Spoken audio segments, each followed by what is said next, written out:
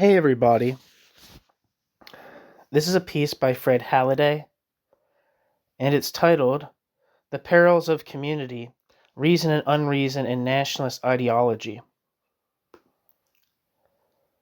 Um,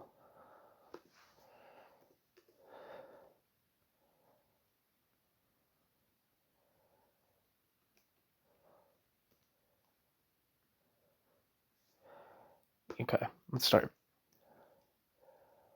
This is from 2000. It is a great honor to have been invited to the Association for the Study of Ethnicity and Nationalism to give this Ernest Gellner lecture. Ernest Gellner was for some years a colleague here at the London School of Economics, but Gellner had been an intellectual hero of mine ever since. In the midst of an undergraduate philosophy course in the mid-1960s, I read Words and Things. I'm going to warn you right now, I'm going to be looking a lot of shit up.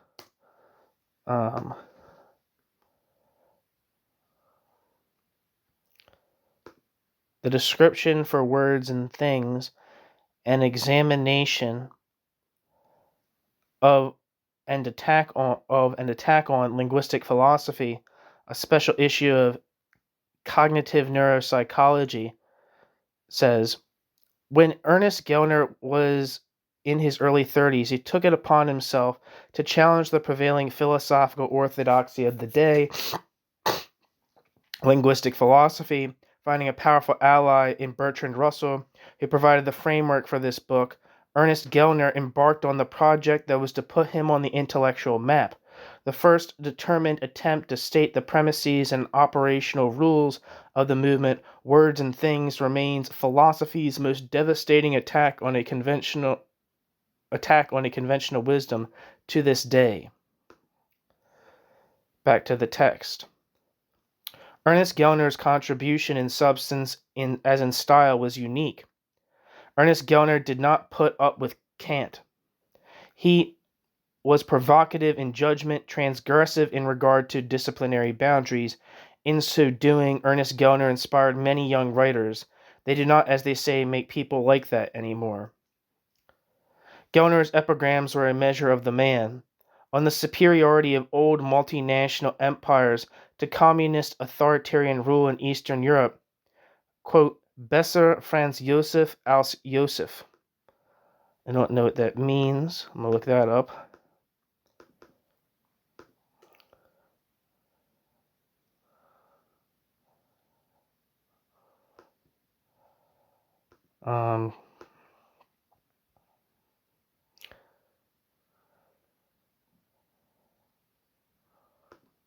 Is that German?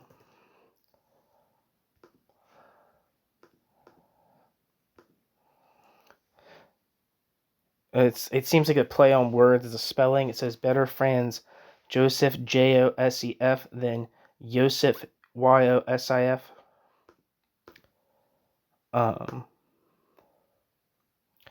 In a lecture of Ernest Gellner's that I attended at the London School of Economics on perestroika, Gellner distinguished laconically between the different strands of nationalism in the dying USSR. Quote, in Russia, they hate the Jews. In the Baltic states, they hate the Russians. In the Caucasus, they hate each other. In Central Asia, they hate whoever the mafia tell them to hate. End quote.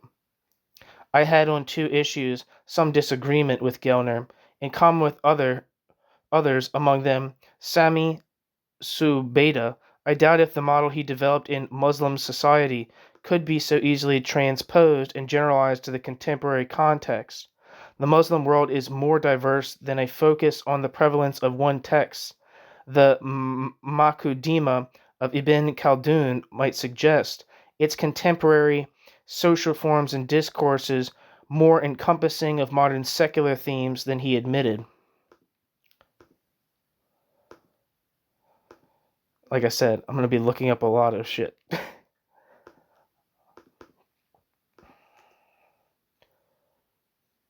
According to Wikipedia, Sami Zubaydah, born 1937 in Iraq, left Iraq in 1953 at the age of 16. Sami Zubaydah is now an emeritus professor of politics and sociology at Birkbeck, University of London, and as visiting Hauser Global Professor of Law in spring 2006, taught law and politics in the Islamic world at New York University School of Law. Zami Zubaydah is a regular participant at the Oxford Symposium on Food and Cookery and organized a conference at the London School of Oriental and African Studies in 1992, which focused on the culinary cultures of the Middle East. The conference papers were published in book form in 1994.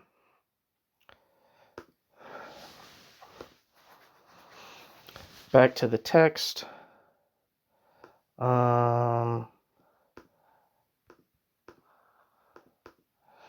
Is this Muslim Society by Gellner?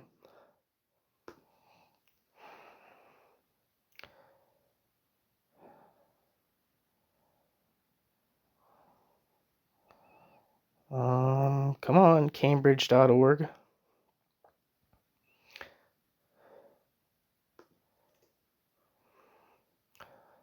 The description says of Muslim society says, of all the great world religions, Islam appears to have the most powerful political appeal in the 20th century. Islam sustains some severely traditional and conservative regimes, but is also capable of generating intense revolutionary ardor and of blending with extreme social radicalism. As an agent of political mobilization, Islam seems to be overtaking Marxism, arid surpassing all other religions. The present book seeks the roots of this situation in the past. The traditional Muslim society of the arid zone has, in the past, displayed remarkable stability and homogeneity despite great political fragmentation and the absence of a centralized religious hierarchy. The book explores the mechanisms which have contributed to this result, a civilization in which, in the main, weak states coexisted with a strong culture, which had a powerful hold over the populations under its sway, a literate great tradition, in the keeping of urban scholars, lived by side with a more emotive, ecstatic folk tradition, ill-tile keeping of holy lineages, religious brotherhoods, and freelance saints. One tradition was sustained by the urban trading class and periodically swept the rest of society in waves of revivalist enthusiasm. The other was based on the multiple functions it performed in rural tribal society and amongst the urban poor. The two traditions were intertwined, yet remained in latent tension, which from time to time came to tile surface. The book traces the manner in which the impact of the modern world, acting through colonialism and industrialization, upset the once stable balance and help the erstwhile urban great tradition to become the pervasive arid dominant one, culminating in the zealous arid radical Islam which is so prominent now. The argument is both formulated in the abstract and illustrated by a series of case studies and examinations of specific aspects and critical examinations of rival interpretations.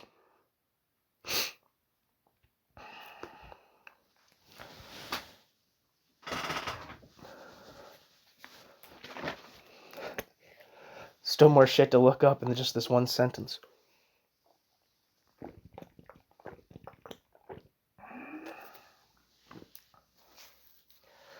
Where am I?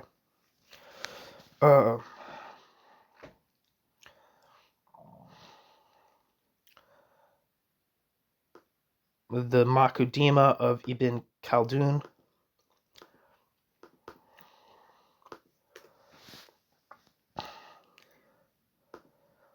The Muqaddimah, also known as the Muqaddimah of Ibn Khaldun, or Ibn Khaldun's Prolegomena, is a book written by the historian Ibn Khaldun in 1377, which presents a view of universal history. Some modern thinkers view it as the first work dealing with the social sciences of sociology, demography, citation needed, and cultural history. The Muqaddimah also deals with Islamic theology, historiography, the philosophy of history, economics, political theory, and ecology. It has also been described as a precursor or an early representative of social Darwinism and Darwinism, bracket, clarification needed, end bracket. Ibn Khaldun wrote the work in 1377 as the introduction in the first book of his planned work of world history, the Kitab al-Ibar, Book of Lessons, record of beginnings and events in the history of the Arabs and foreigners and Berbers and their powerful contemporaries, but already in Khaldun's lifetime it became regarded as an independent work on its own. And Ibn Khaldun, I don't know if I'm saying his name right, Ibn Khaldun, lived from 1332 to 1406 and was an Arab sociologist, philosopher, and historian, widely acknowledged to be one of the greatest social scientists of the Middle Ages and considered by many to be the father of historiography, sociology, economics, and demography studies. Ibn Khaldun's best-known book, the Muqaddimah or Prolegomena Introduction, which he wrote in 6 months as he states in his autobiography, influenced 17th century and 19th century Ottoman historians such as Khatib Celebi, Mustafa Nema, and Ahmed Kevdet Pasha, who used its theories to analyze the growth and decline of the Ottoman Empire. Ibn Khaldun interacted with Tamerlane, the founder of the Timurid Empire. Ibn Khaldun has been called one of the most prominent Muslim and Arab scholars and historians. Recently, Ibn Khaldun's works have been compared with those of influential European philosophers such as Niccolò Machiavelli, Giambattista Vico, David Hume, G.W.F. Hegel, Karl Marx, and Auguste Comte, as well as the economists David Ricardo and Adam Smith, suggesting that their ideas found precedent, although not direct influence, in Ibn Khaldun. Ibn Khaldun has also been influential on certain modern Islamic thinkers, e.g. those of the traditionalist school. So, let's reread that sentence. In common with others, among them Sami Subaida, I doubted if the model Ernest Gellner developed in Muslim society could be so easily transposed and generalized to the contemporary context. The Muslim world is more diverse than a focus on the prevalence of one text. The Muqaddimah of Ibn Khaldun might suggest its contemporary social forms and discourses more encompassing of modern secular themes than he admitted. I was and am not so enamored of the figure he characteristically termed Che Khomeini.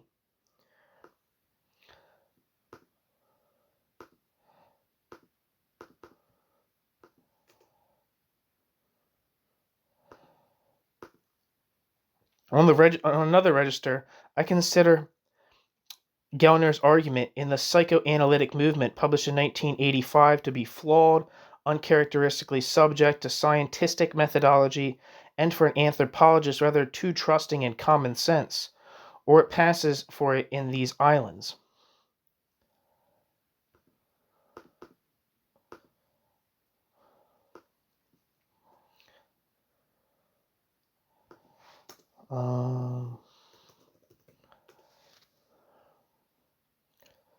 The description for the psychoanalytic movement by Ernest Gellner says, how did psychoanalysis become so accepted by the public? This provocative book reconstructs the system of ideas upon which the theory and practice of psychoanalysis rests, describing a modern culture that has created a psychic or a spiritual void that psychoanalysis seems custom-made to fill. Gellner approaches the question as a sociologist and attains a broad perspective on the ideas of the psychoanalytic movement as a system of cultural beliefs.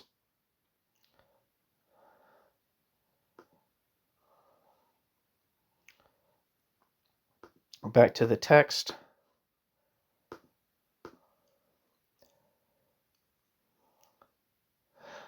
The logical positivists were also, of course, Viennese. But on this occasion, I think Gellner picked the wrong team. Footnote. Here I would disagree with Perry Anderson's otherwise adept evaluation. See Anderson, 1992, 201 to 202.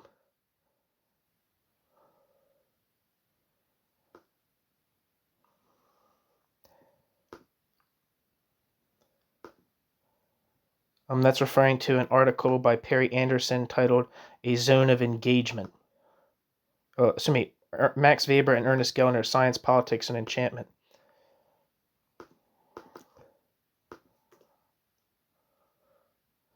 The description for A Zone of Engagement by Perry Anderson says, the text in this volume offer critical assessments of a number of leading figures in contemporary intellectual life who were in different ways thinkers at the intersection of history and politics. They include Roberto Unger, advocate of plasticity, the historians of antiquity and of revolution, Geoffrey de St. Croix and Isaac Deutscher, the philosophers of liberalism, Norberto Bobbio and Asaya Berlin, the sociologists of power, Michael Mann and W.G. Runciman, the exponents of national identity, Andreas Hillgruber and Fernand Braudel, the ironists of science, Max Weber and Ernest Gellner, Carlo Ginzburg, explorer of cultural continuity, and Marshall Berman, herald of modernity. A concluding chapter looks at the idea of the end of history recently advanced by Francis Fukuyama in its successive versions from the 19th century to the present, and considers the situation of socialism today in the light of it. Back to the text and footnote.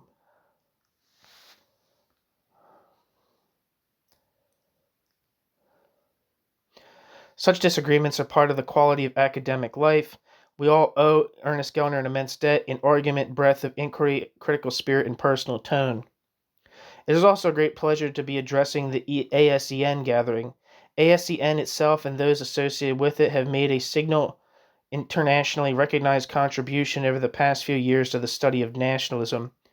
Only a few months ago, I was standing with a former student at LSE outside the Ayub Mosque in Istanbul, named after Abu Ayyub, one of the Ansar or companions of the Prophet Muhammad, who was killed in 669 AD in an early attack on Constantinople.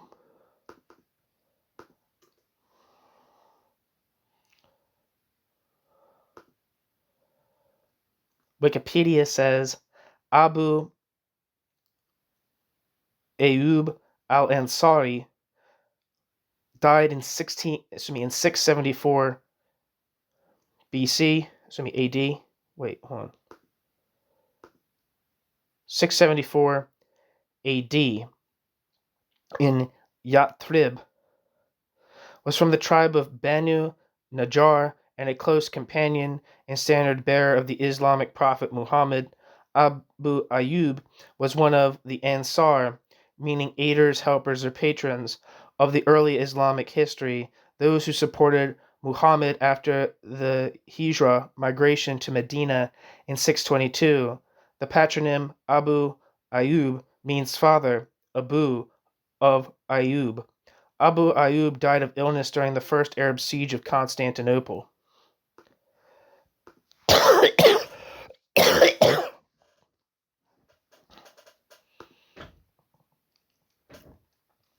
Wikipedia says the siege of Constantinople, 674 to 678. The Wikipedia says Constantinople was besieged by the Arabs in 674 to 678, in what was the first culmination of the Umayyad Caliphate's expansionist strategy against the Byzantine Empire. Caliph Muawiyah I, who had emerged in 661 as the ruler of the Muslim Arab Empire following a civil war, renewed aggressive warfare against Byzantium after a lapse of some years, and hoped to deliver a lethal blow by capturing the Byzantine capital of Constantinople. As reported by the Byzantine chronicler Theophanes the Confessor, the Arab attack was methodical. In 672 to 673, Arab fleets secured bases along the coast of Asia Minor and then installed a loose blockade around Constantinople. They used the peninsula of Cyzicus near the city as a base to spend the winter and returned every spring to launch attacks against the city's fortifications. Finally, the Byzantines under Emperor Constantine IV destroyed the Arab navy using a new invention, the liquid incendiary substance known as Greek fire. The Byzantines also defeated the Arab land army in Asia Minor, forcing them to lift the siege. The Byzantine victory was of major importance for the survival of the Byzantine state as the Arab threat receded for a time. A peace treaty was signed soon after, and following the outbreak of another Muslim civil war, the Byzantines even experienced a brief period of ascendancy over the caliphate. The siege was arguably the first major Arab defeat in 50 years of expansion and temporarily stabilized the Byzantine Empire after decades of war and defeats. The siege left several traces in the legends of the nascent Muslim world, although it is conflated with accounts of another expedition against the city in 669, led by Muawiyah's son, the future ruler Yazid. As a result, the veracity of Theophanes' account was questioned in 2010 by Oxford scholar James Howard Johnston, and more recently by Marek Jankowiak. Their analyses have placed more emphasis on the Arabic and Syriac sources, but have drawn different conclusions about the dating and existence of the siege. News of a large-scale siege of Constantinople and a subsequent peace treaty reached China, where they were recorded in later histories of the Tang dynasty. Back to the text.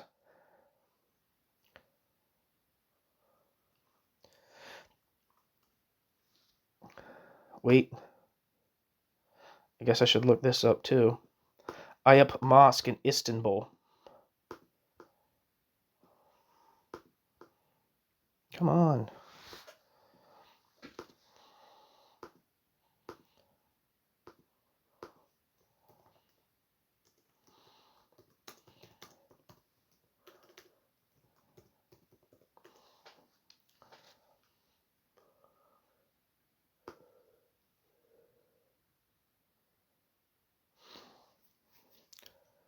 The Ayap Sultan Mosque is a mosque in Ayap district of Istanbul, Turkey.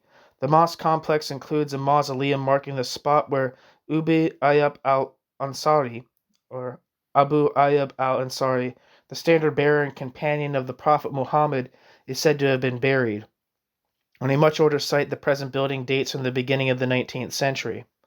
Because of its particular sanctity, the mosque played a role in the coronation ceremony for new Ottoman sultans who came here, processing along the Grand Sulis Yolu accession way to be girded with the sword of Osman at the start of their reigns. Today it remains a popular pilgrimage destination.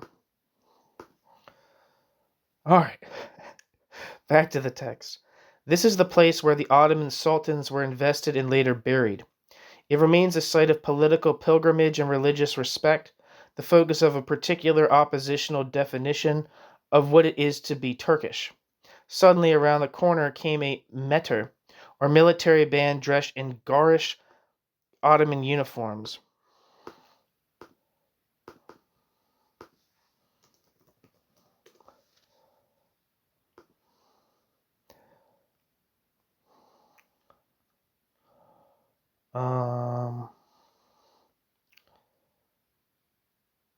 It looks like meter is referring to Ottoman military bands.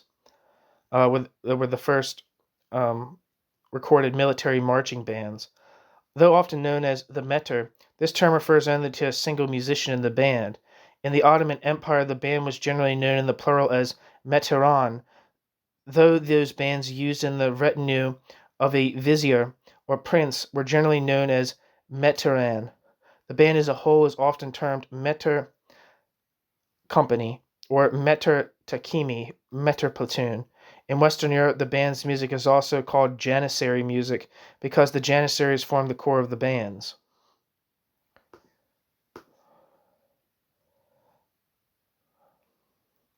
Back to the text. A man recounted the military glories of the conquering sultans, Mehmet, Selim, and Suleiman.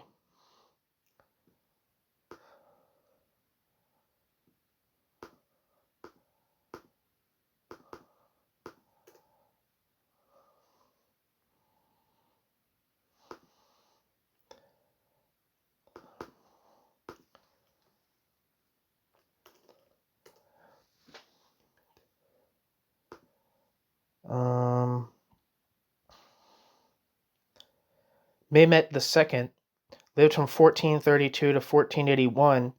Mehmet is commonly known as Mehmet the Conqueror, quote, the father of conquest, was twice the Sultan of the Ottoman Empire from August 1444 to September 1446, and then later from February 1451 to May 1481.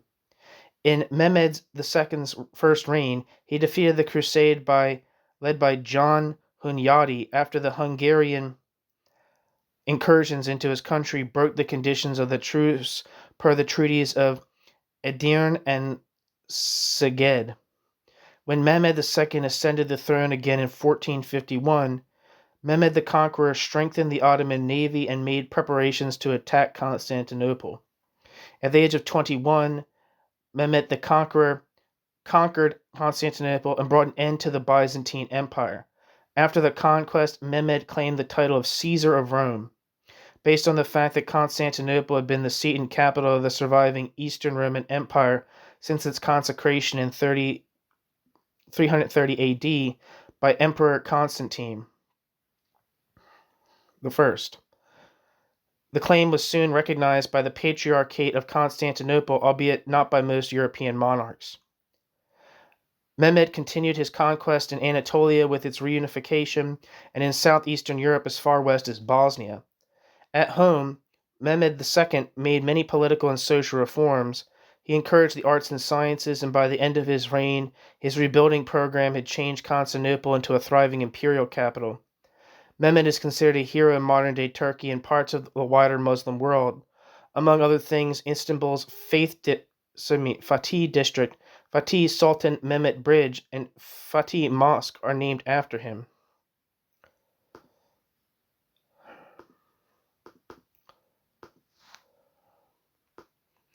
So that's Mehmet II.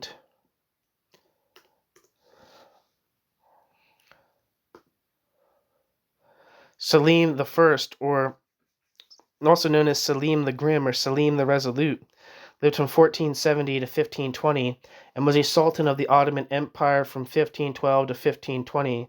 Despite lasting only 8 years, Selim I's reign is notable for the enormous expansion of the empire, particularly his conquest between 1516 and 1517 of the entire Mamluk Sultanate of Egypt, which included all the Levant, Hejaz, Tihamah, and Egypt itself. On the eve of his death in 1520, the Ottoman Empire spanned about 3.4 million kilometers squared, 1.3 million square miles having grown by 70% during Selim's reign.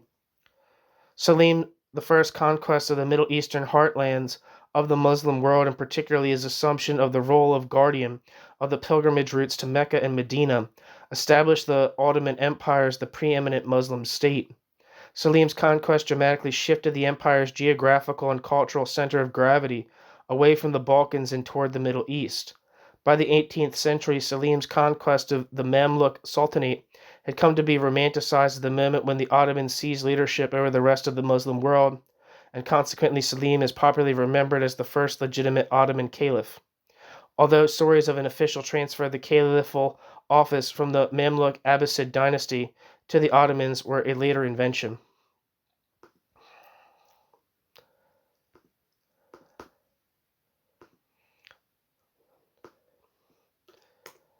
And finally, Suleiman the Magnificent, or Suleiman I, lived from 1494 to 1566, commonly known as Suleiman the Magnificent in Western Europe and Suleiman the Lawgiver in his Ottoman realm, was the longest reigning sultan of the Ottoman Empire from 1520 until his death in 1566. Under Suleiman I's administration, the Ottoman Empire ruled over at least 25 million people. Suleiman succeeded his father Selim I as Sultan on 30th of September 1520 and began his reign with campaigns against the Christian powers in Central Europe and the Mediterranean.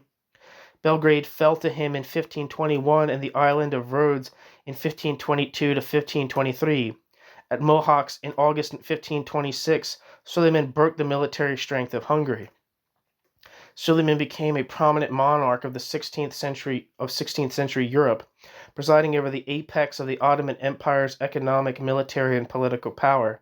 Suleiman personally led Ottoman armies in conquering the Christian strongholds of Belgrade and Rhodes, as well as most of Hungary before his conquests were checked at the siege of Vienna in 1529. He annexed much of the Middle East in his conflict with the Safavids and large areas of North Africa as far west as Algeria. Under his rule, the Ottoman fleet dominated the seas from the Mediterranean to the Red Sea and through the Persian Gulf. At the helm of an expanding empire, Suleiman personally instituted major judicial changes relating to society, education, taxation, and criminal law. Suleiman's reforms, carried out in conjunction with the empire's chief judicial official, Ebusud Effendi, harmonized the relationship between the two forms of Ottoman law, sultanic, Kanun, and religious, Sharia. He was a distinguished poet and goldsmith. He also became a great patron of culture, overseeing the, quote, golden age of the Ottoman Empire and its artistic, literary, and architectural development. Breaking with Ottoman traditions, Suleiman married Hurrem Sultan, a woman from his harem, an Orthodox Christian of Ruthenian origin who converted to Sunni Islam and who became famous in Western Europe by the name of Roxolana due to her red hair.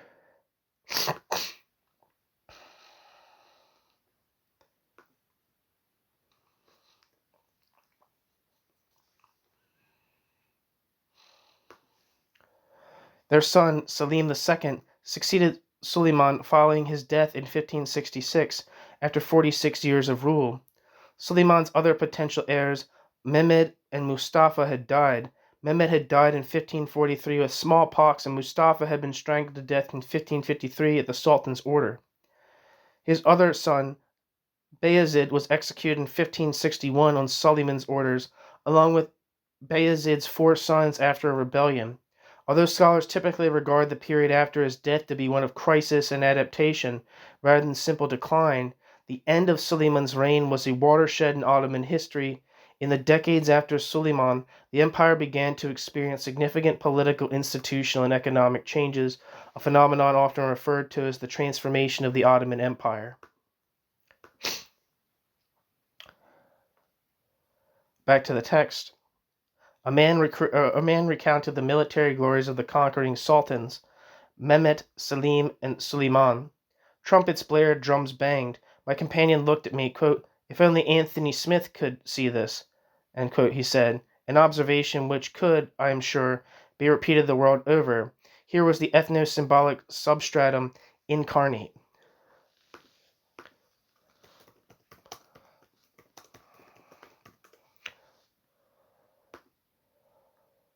Wikipedia says Anthony D. Smith lived from 1939 to 2016 and was a British historical sociologist who, at the time of his death, was Professor Emeritus of Nationalism and Ethnicity at the London School of Economics.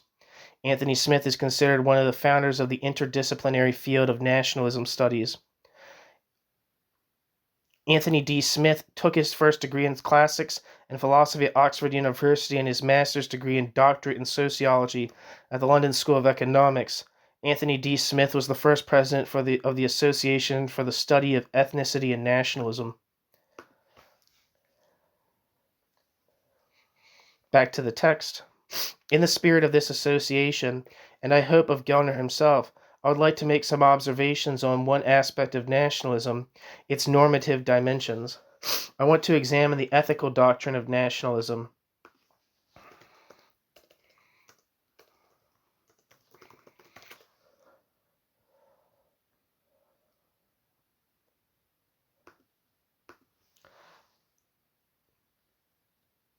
I want to examine the ethical doctrine of nationalism and the tension between the ethical doctrine of nationalism and what may be termed Enlightenment principles, in a liberal, rational rendering of that phrase. This was an issue which runs through the work of Ernest Gellner. There remains, it can be argued, a certain tension, recognized but intermittently explored, between Ernest Gellner's account of nationalism and Ernest Gellner's study of the preconditions for and desirability of liberalism. The writings on nationalism tend to steer clear of issues of freedom. A generic faith in modernity supersedes ethical uncertainty. Thus, Conditions of Liberty, the book, recognizes a conflict between the individualism of civil society and nationalism, but hopes that this will pass with the spread of advanced industrialism.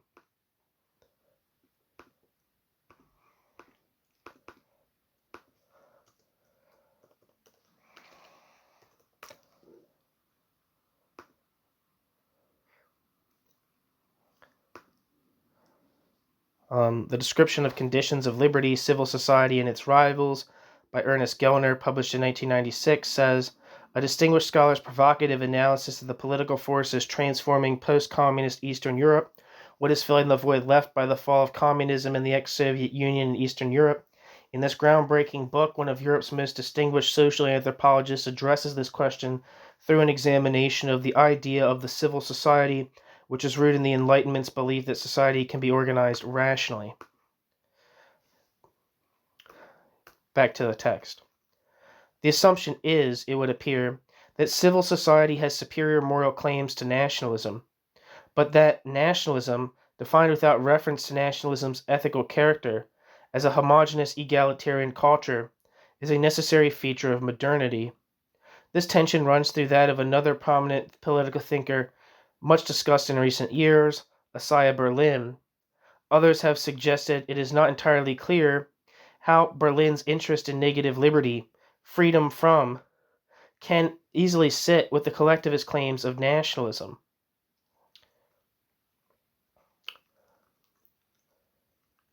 Twentieth-century history in Europe and the Third World offers rather too little reassurance on this score. The ethical basis of nationalism is also one of the declared areas of interest of your association and its journal, even if it is, I cannot forbear noting, the last on the list in your brochure and not amongst the most prominent issues explored in your pages. It is also a topic generally avoided in the otherwise comprehensive discussion that Gellner's work has occasioned. Footnote. For one exception, see John Hall, 1996, but note the absence of this question in Hall's edited volume 1998.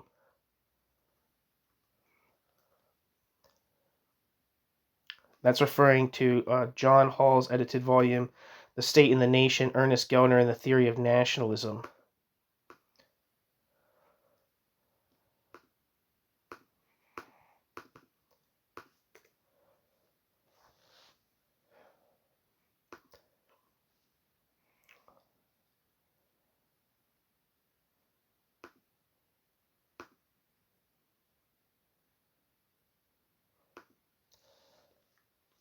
The description for this book says, nationalism is one of the major social and political issues of modern times, and a subject of intense intellectual debate. The most important and influential theory of nationalism is that of Ernest Gellner, who lived from 1925 to 1995. This volume assesses every aspect of that theory, bringing together an exceptional set of scholars to explain, criticize, and move beyond Gellner's work. In doing so, the book establishes the state of play within the theory of nationalism and will be of wide interest to students and scholars of political and social theory, history, sociology, and anthropology.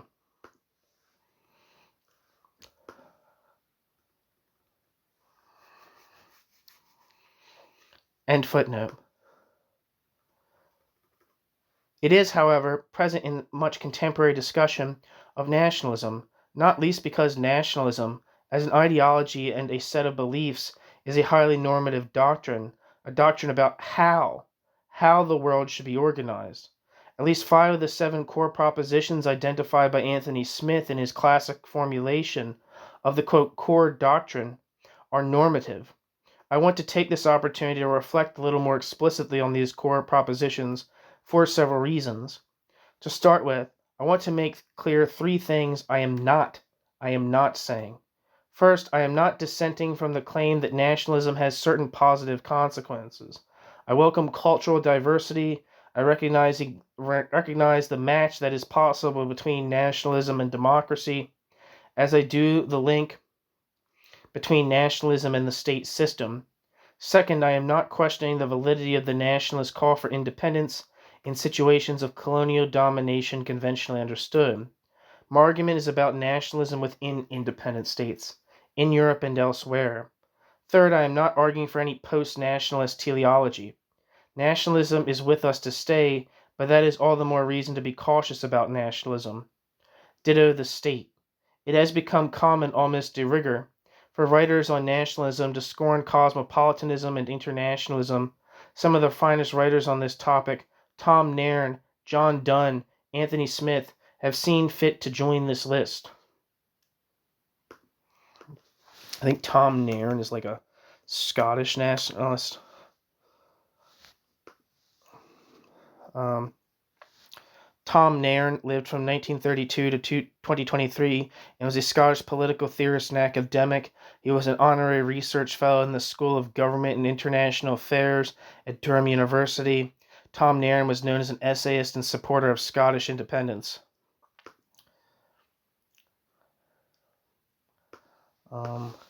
John Donne.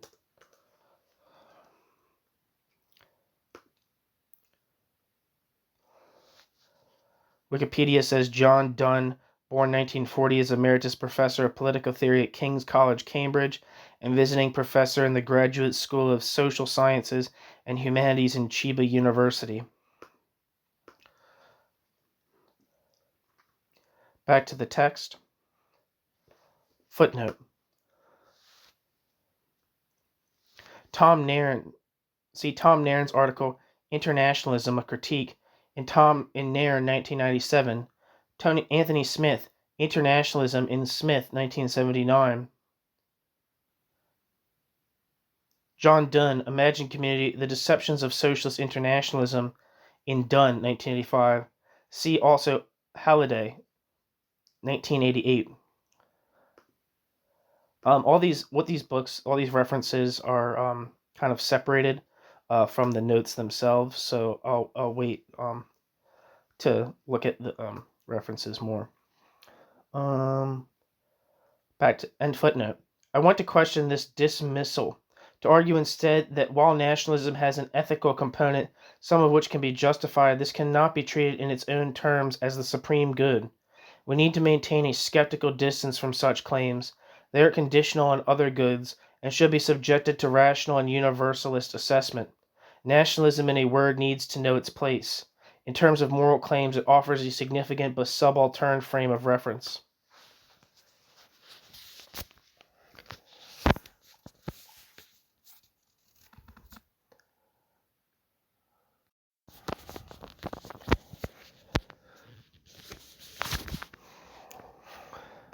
New section.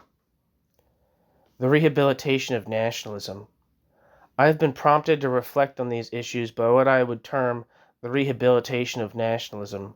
To put it simply, the great revival and interest in the causes of nationalism has been accompanied by an undue indulgence towards the moral agenda of that ideology. It may be in order, for reasons both classical and contemporary, to redress the balance, to inject some skepticism. Others have preceded me in this.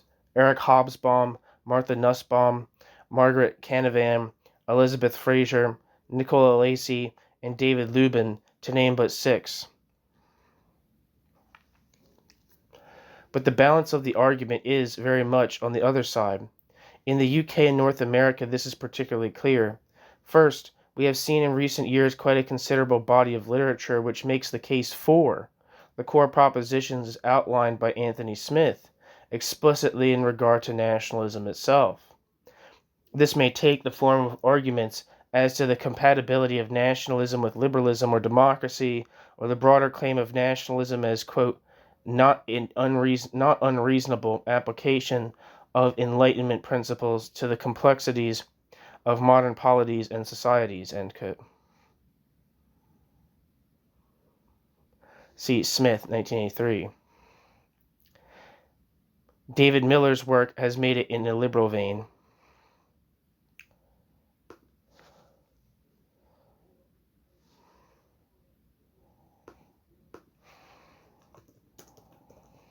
You see the guy who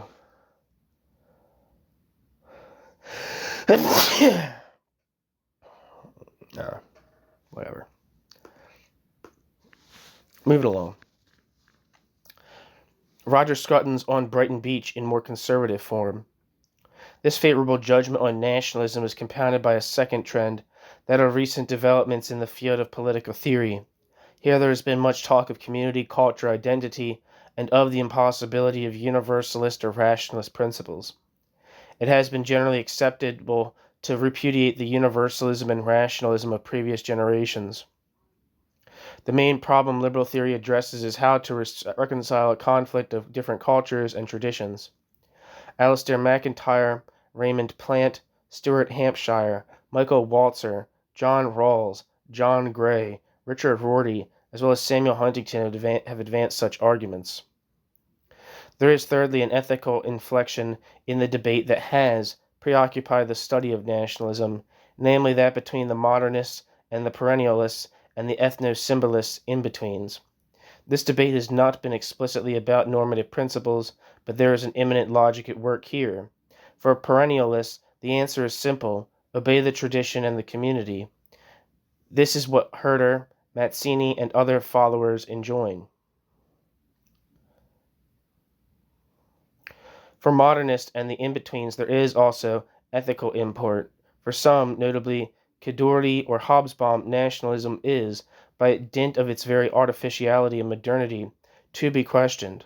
In polemical contexts of inter-ethnic conflict, modernism can be used as a tool of delegitimization against the other, since, quote, they are a recent invention, quote, they have no legitimate claims, quote, they are just settlers or fascist or imperialist agents or something.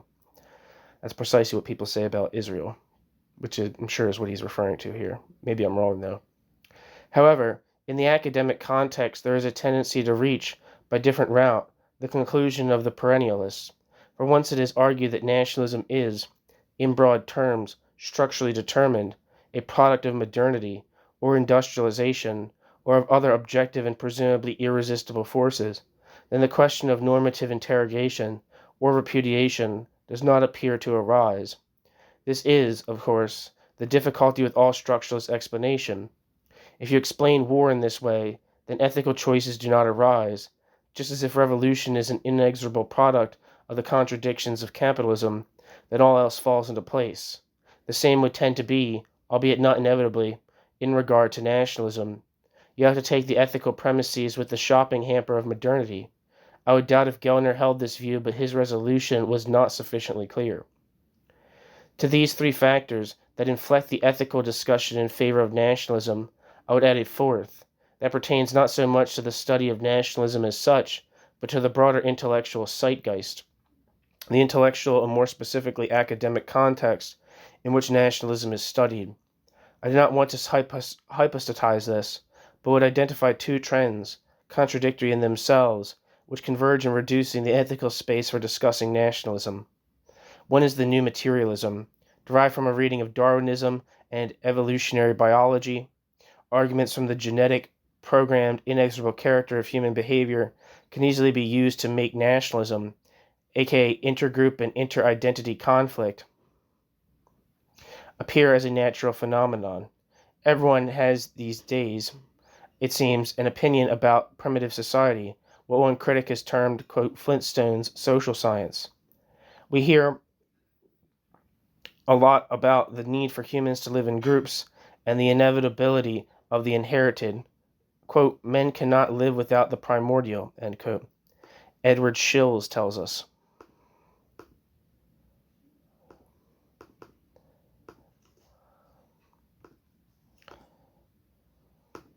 We'll look Edward Shills up. I should have looked those things up before, but on the other hand, they're all kind of like just a bunch of things to look up stacked on top of each other, and it would have just been like, would have completely lost the thread. Edward Shills lived from 1910 to 1995 and was a distinguished service professor in the Committee on Social Thought and in Sociology at the University of Chicago and an influential sociologist. Edward Shills was known for his research on the role of intellectuals and their relations to power and public policy. Edward Shills' work was honored in 1983 when he was awarded the Baltzan Prize. In 1979, he was selected by the National Council on the Humanities to give the Jefferson Lecture, the highest award given by the U.S. federal government for distinguished intellectual achievement in the humanities. Doesn't really tell us anything about his work, but anyway, back to the text. I remain skeptical of all this, but if drawn, would happily point to different conclusions.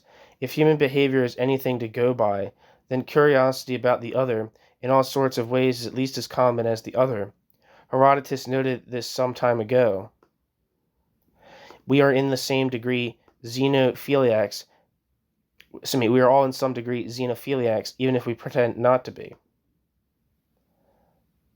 Footnote. As for animals, Birds such as finches, for example, dispute over territory, but with birds of the same type as themselves. Perhaps they are nature's first internationalists.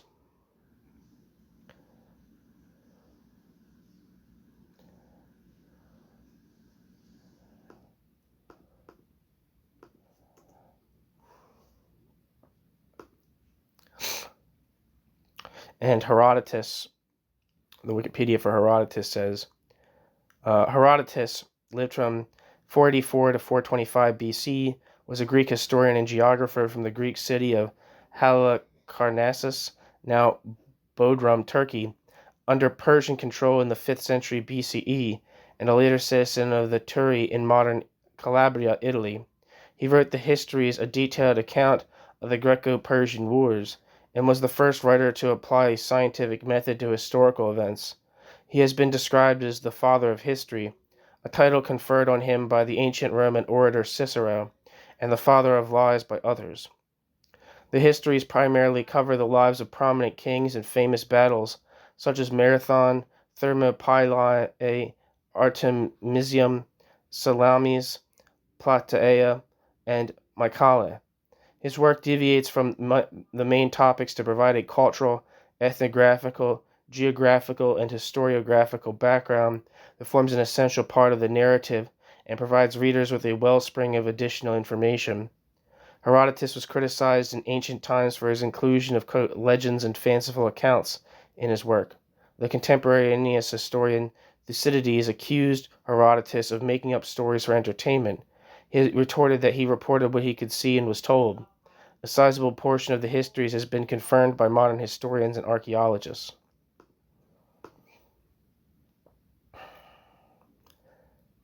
Back to the text. And footnote. The other zeitgeist phenomena is, of course, postmodernism. We would all be rich if we were paid a penny for every time we have read an article on nationalism that invokes, quote, imagining, or, quote, narration. There is much that cultural studies and literary analysis can contribute to the study of nationalism. But if all discourse is equally valid, all symbols and narratives of equal standing, then not only fact and falsity, but also moral judgment fall by the way. In the world of multiple tongues, normative judgment has little place. Anyone can make any claim about, for example, entitlement to territory, or the sufferings of their own people, or the correct national behavior of women. We live in a bacchanalian world of narrative, imagination, and discourse. Universal critical standards are chimerical or ethnocentric. Serb and Kosovar narratives have equal status. It would no doubt be a great comfort to the inhabitants of Pristina and its surrounding villages to be told that they have been victims of the Enlightenment myths of rights and of universal human values, or of ethnocentric concepts of territoriality.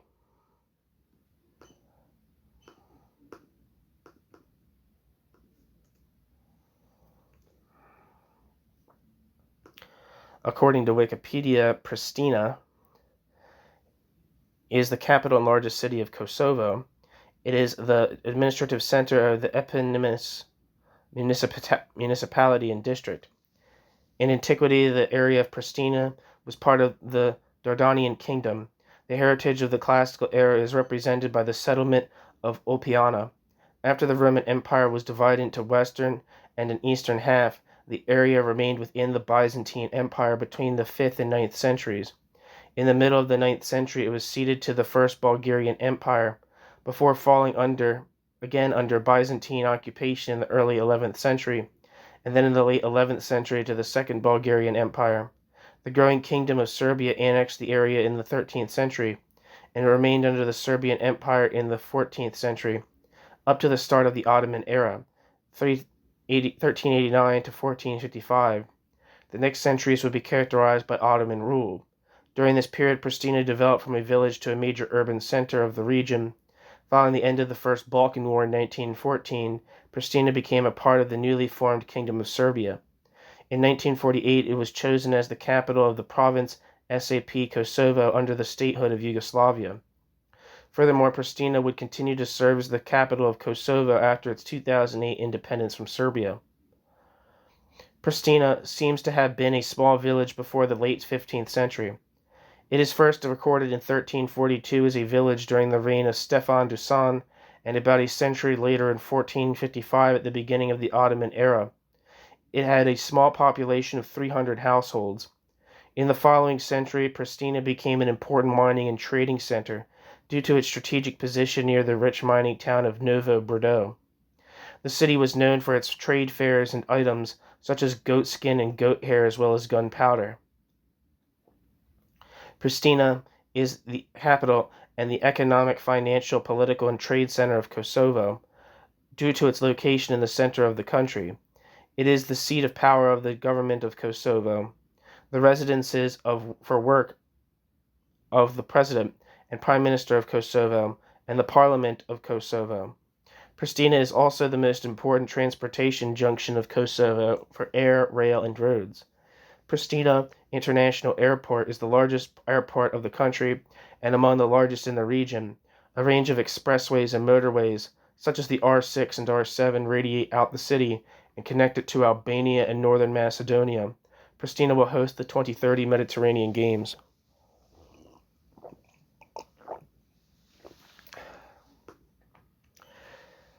Thank you for that detour. You probably knew what Pristina was. I did not. New section, the ethical foundations. These then are factors in contemporary debate that have tended to rehabilitate the ethical basis of nationalism. I have alluded already to what these bases are, a core doctrine of nationalism and the normative elements within it.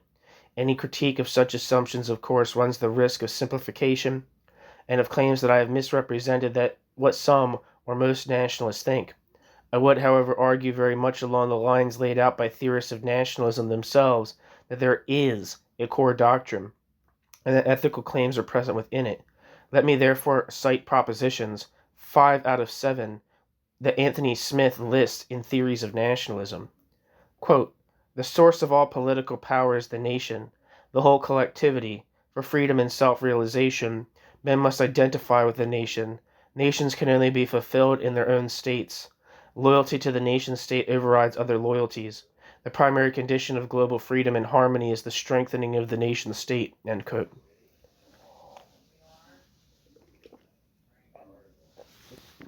Anthony Smith. 1 second, I gotta blow my nose. I'm sick.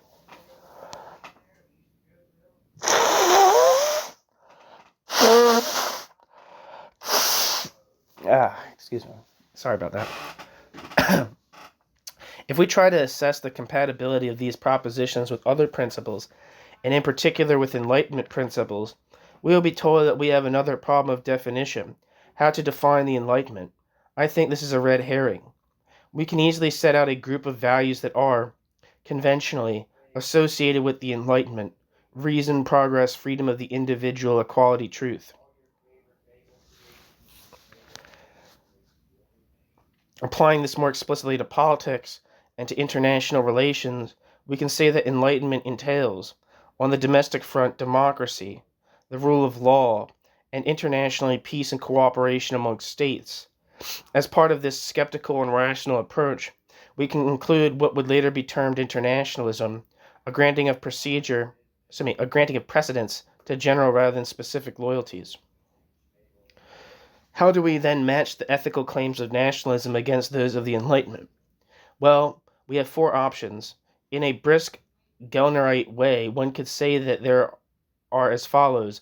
Option 1, yes, nationalism is compatible, quote, not unreasonably, end quote, with such Enlightenment principles.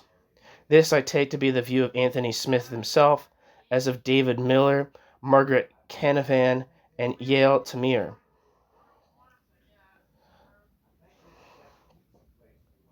Option 2, no, it is not.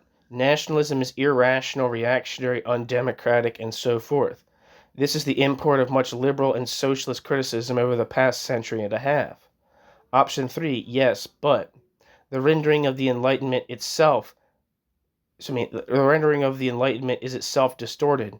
Nationalism may well be compatible with it, but the Enlightenment with which it is identified is much less rational or pacific than benign interpretation would have it. Horkheimer and Adorno in 1947 identified the Enlightenment with fascism. Others have pointed to the rather too easy accommodation of the philosophes themselves. d'Alembert, Diderot, Voltaire, to the despots of their time. Option 4, no, but nationalism is a separate and at least some ways superior doctrine to that of Enlightenment rationalism, not least because it pays attention to those aspects of human existence, passion, love, the need for community, the desire for immortality, and reason does not. Here we can hear Spinoza, Burke, Oakeshott, and in our times, Roger Scruton. My own answer is a moderate version of option 2. It is not a matter of matching a critical interpretation of nationalism against a benign codification of the Enlightenment, but rather of questioning on what are contemporary rational and universalist bases, loosely derived from the Enlightenment, the moral claims of nationalism. I would also suggest that in an intellectual and political context, one that celebrates difference, identity, authenticity, we should exercise some critical judgment. Yes, we should also recognize the downside, not just the wars, the massacres, the intolerance, but the everyday nastiness of much nationalism, its petty-mindedness, its mean-spiritedness, the endless self-serving arguments, the vast culture of moaning, whinging, kvetching, self-pity, special pleading, that, quote, narcissism of small differences, end quote, that Freud so rightly denounced.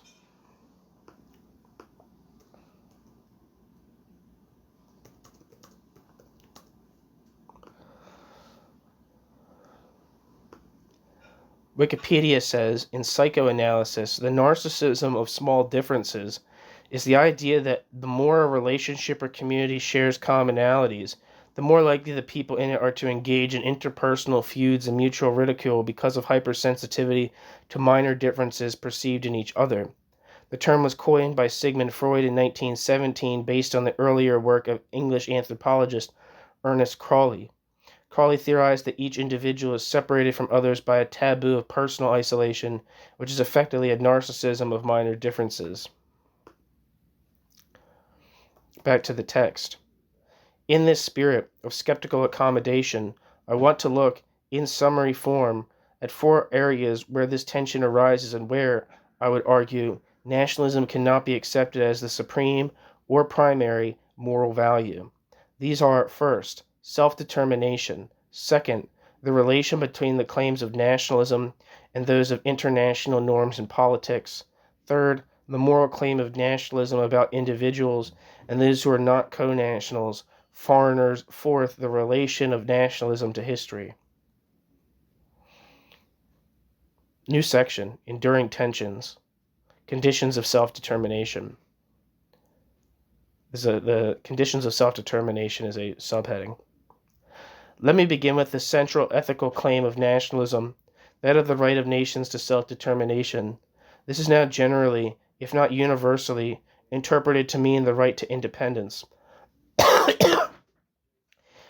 Earlier in this century, this equation of self-determination with independence was questioned, notably by the Austro-Marxist and Rosa Luxemburg, but this conditionality of independence has now been obscured. The arguments for the equation are strong, the practical difficulties well known.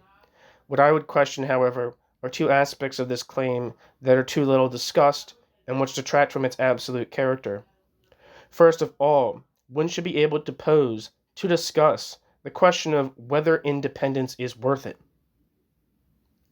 That's in italics, so I'll read it again. First of all, one should be able to discuss the question of whether independence is worth it. Like any tectonic political choice, one can think by analogy of war or revolution. One should be able to discuss not only why it may be justified, but also on what conditions it should be asserted and fought for. One should be able to ask this question to pose, as is the case with war, a criterion of proportionality. But, of course, nationalism does not permit it. The claim is absolute, unconditional. To apply any calculus of cost and benefit to national self-determination, to treat it as a normative aspiration that is subject to any other, higher normative or prudential evaluation, is to challenge its self-definition. To take up a recent example, one can ask whether, in the light of what the Serbs visited on the Kosovars, it was sensible and justified for the KLA to launch armed resistance in the latter part of 1998.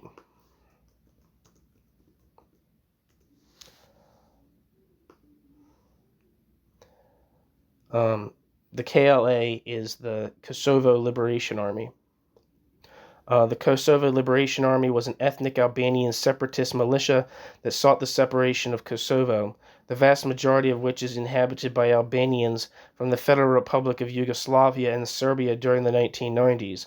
Albanian nationalism was a central tenet of the KLA, and many in its ranks supported the creation of a greater Albania, which would encompass all Albanians in the Balkans, stressing Albanian culture, ethnicity, and nation.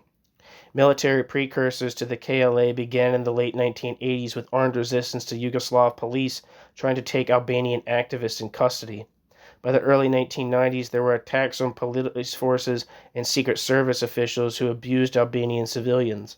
By mid-1998, the KLA was involved in frontal battle, though it was outnumbered and outgunned. Conflict escalated from 1997 onwards due to the Yugoslav army retaliating with a crackdown in the region, which resulted in population displacements. The bloodshed ethnic cleansing of thousands of Albanians, driving them into neighborhood countries, and the potential of it to destabilize the region provoked intervention by international organizations such as the United Nations, NATO, and INGOs. NATO conducted a bombing campaign against Yugoslav forces and provided air support to the KLA. In September 1999, with the fighting over and an international force in place within Kosovo, the KLA was officially disbanded and thousands of its members entered the Kosovo Protection Corps, a civilian emergency protection body that replaced the KLA and Kosovo Police Force, as foreseen in United Nations Security Council Resolution 1244. The ending of the Kosovo War resulted in the emergence of offshoot guerrilla groups and political organizations from the KLA, continuing violent struggle in southern Serbia between 1999 and 2001, and northwestern Macedonia 2001, which resulted in peace talks and greater Albanian rights. Former KLA leaders also entered politics, some of them reaching high-ranking offices. The KLA received large funds from Albanian diaspora organizations. There have been allegations that it used narco-terrorism to finance its operations. Abuses and war crimes were committed by the KLA during and after the conflict, such as massacres of civilians, prison camps, and destruction of cultural heritage sites.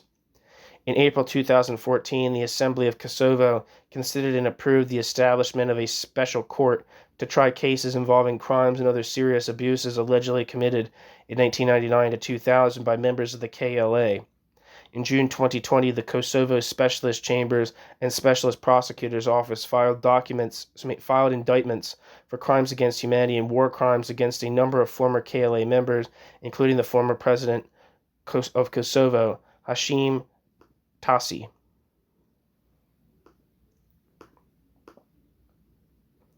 Back to the text.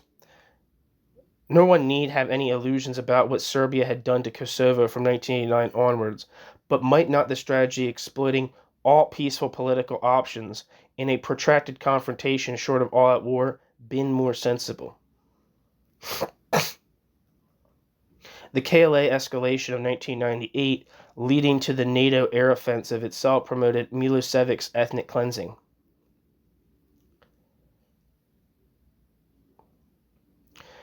Operation Horseshoe.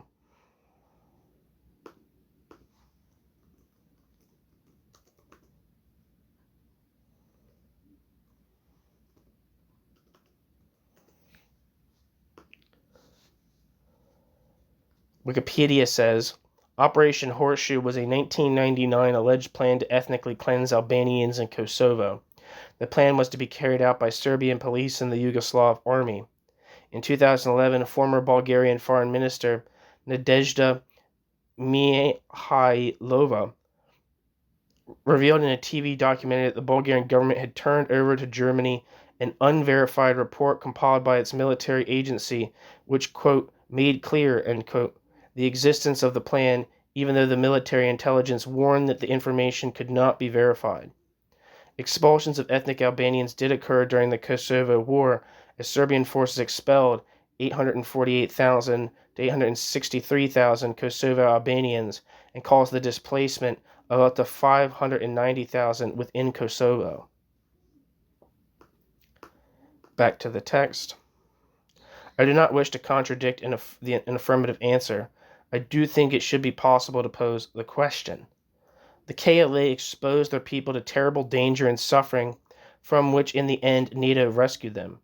For how long, one cannot be sure. I would support the view just that the NATO action was justified. But discussion of the balance sheet of the conflict is still in order. Second, one should be entitled to ask of any nationalism not only whether it wants its own state, but what kind of state this is going to be. And that's extremely important. What kind of state this is going to be. In other words, to subject the form of independence to judgment by other non-national, aka universal criteria. We seem to have got rather out of the habit of this. No one seems to care what kind of Kosovo the KLA aspire to. The Chechens fought heroically against Russia in 1996, but the Chechens have created a state more repressive, sectarian, patriarchal, and criminalized than anything in the Russian Federation itself. That an independent nation has emerged is, it seems, enough. But states perform certain functions and are to be judged by how they fulfill them. It should be possible again to evaluate self-determination in terms of other superordinate goals. This too runs against the ethic of nationalism and its claim to ethical supremacy.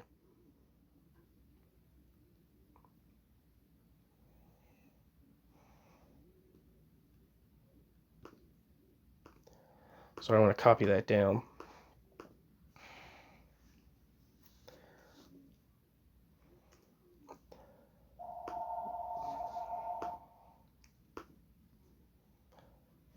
New section, supranational claims. Let me now turn to the international sphere and the tension between national and other norms. These have been dramatically highlighted by events in 1998 to 1999. The NATO confrontation with Serbia over Kosovo on the one hand, the clash between sovereignty and international humanitarian law with its extraterritorial claims, evident in the Pinochet case on the other. The nationalist position on both of these is clear. Sovereignty should prevail, but the world in some measure thinks differently.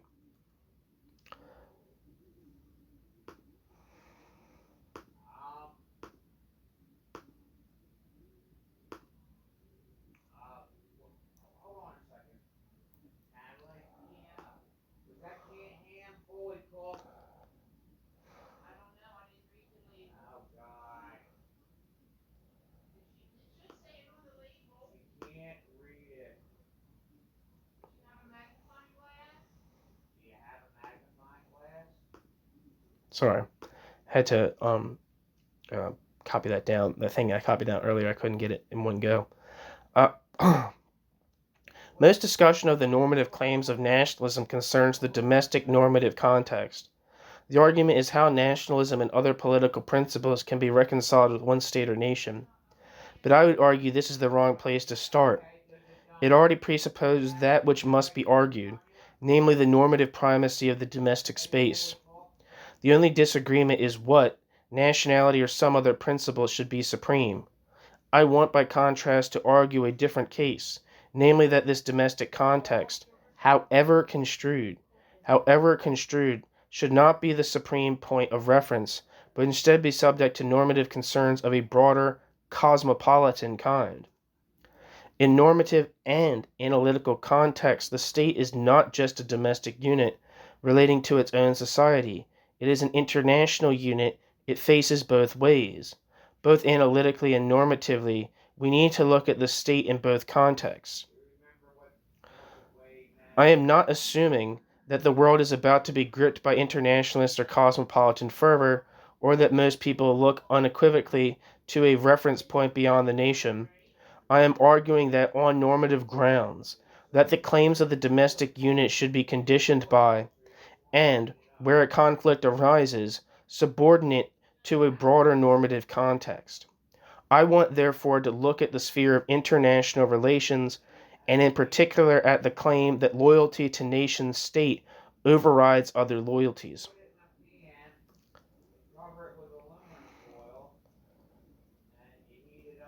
This is the assumption pervading much of contemporary communitarian theory.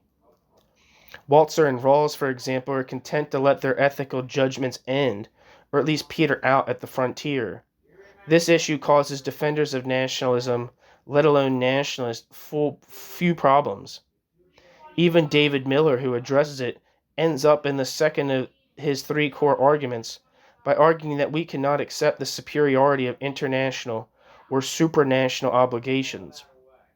This is not how we operate, he says, and there can be no resolution of this. At best, we must give equality to national and international obligations. The consequences of ascribing prime loyalty to the nation state can, however, be seen in respect to the growth of international law, and not least international humanitarian law in the broad sense. The UN Charter itself endorses both sovereignty and, in the preamble in Article 13, the defense of individual human rights. The growth of international humanitarian law has set up not only a body of law, but a set of standards and criteria by which all countries in the world may be judged, in their domestic as in their international conduct. Against those who claim that all invocations of the international interest or authority are nebulous, it can be argued that international law is substantial and specific. It relates to such matters as the conduct of war and the rights of individuals and communities. International humanitarian law has, since the 1940s, accumulated over 90 instruments and conventions. Not only states but also nationalist movements are bound by Geneva Conventions and subsequent protocols on war, the treatment of prisoners of war, civilians, and so forth. Negotiated by states, this body of law constitutes an authority that is superior to the interests or customs of nations. It is in clear contradistinction to the ethical principles of nationalism. Yet it is precisely here that we see a fight back by states, deploying nationalism against international law. This might relate to the resistance of states to criticism of their human rights practices in general, or to their denial on national grounds of rights of women and of prisoners. Non-state guerrilla forces like the IRA, KLA, PKK, and many others, who are quick to invoke international norms in support of their group cause, continuously flout international agreements on the treatment of civilians and prisoners. This is not just a matter of the resistance of authoritarian non-democratic states, but also of resistance by the most powerful. The USA has shown resistance to criticisms by Amnesty International of its penal practices, including the widespread use of capital punishment, degrading penal conditions, its defiance of the International Court of Justice, and its obstruction of the International Criminal Court. Nor is it, as so many claim, solely or primarily a matter of choice. China and Iran resist international pressure on human rights, not on the grounds of their distinct culture, but on grounds of national interest and sovereignty. They uphold modular nationalist principles. If one starts from a core nationalist premise and the primacy of national claims, one is placed in a collision course with this, most evident and practical supranational authority. I have already noted that the most traditional criticism of nationalism is its responsibility for war. While war between liberal democratic states has, in my view, rightly been shown to be improbable, war between authoritarian forces and involving the mobilization of nationalist sentiment is very much a feature of the contemporary world. In Nagorno-Karabakh and in Eritrea, Ethiopia, we see conflicts that bring needless death and suffering in the name of nationalist claims to territory. The case of the Balkans needs no great exposition here. The war in Kosovo was prepared by a referendum in April of last year in which 95% of the population of Serbia were reported as rejecting external mediation in the Kosovo crisis. Parenthesis, International Herald Tribune, 25th to 26, April 1998, end parenthesis. Of perhaps greater international relevance, however, is the broader security framework of the contemporary world, and not least the issue of proliferation of weapons of mass destruction. The genie of such weapons, nuclear, chemical, biological, cannot be put back in the bottle. They cannot be uninvented. Energetic and prudent measures can, however, be taken to limit through spread and to inhibit their production. I think it's supposed to be taken to limit their spread and inhibit their production.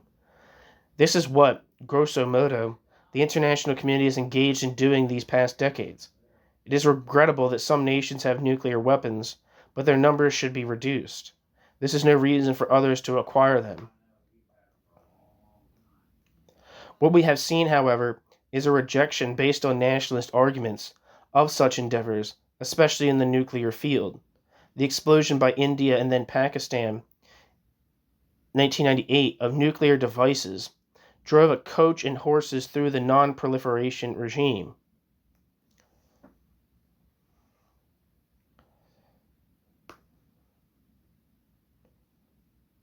Let's see if there's anything for that. I have no idea what's being referenced here.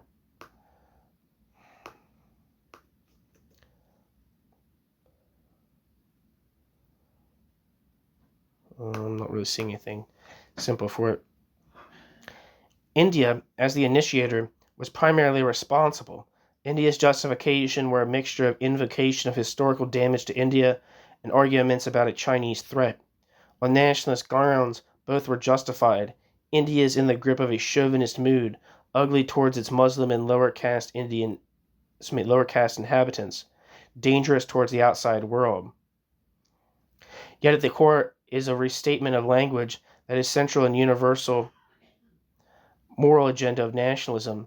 In the words of Prime Minister Atal Bihari Vajpayee, quote, "We are prepared to pay any price and sacrifices for preserving national security, and nothing is more supreme to us." The words, quote, "nothing is more supreme," end quote. International Herald Tribune, 21st of May, 1998.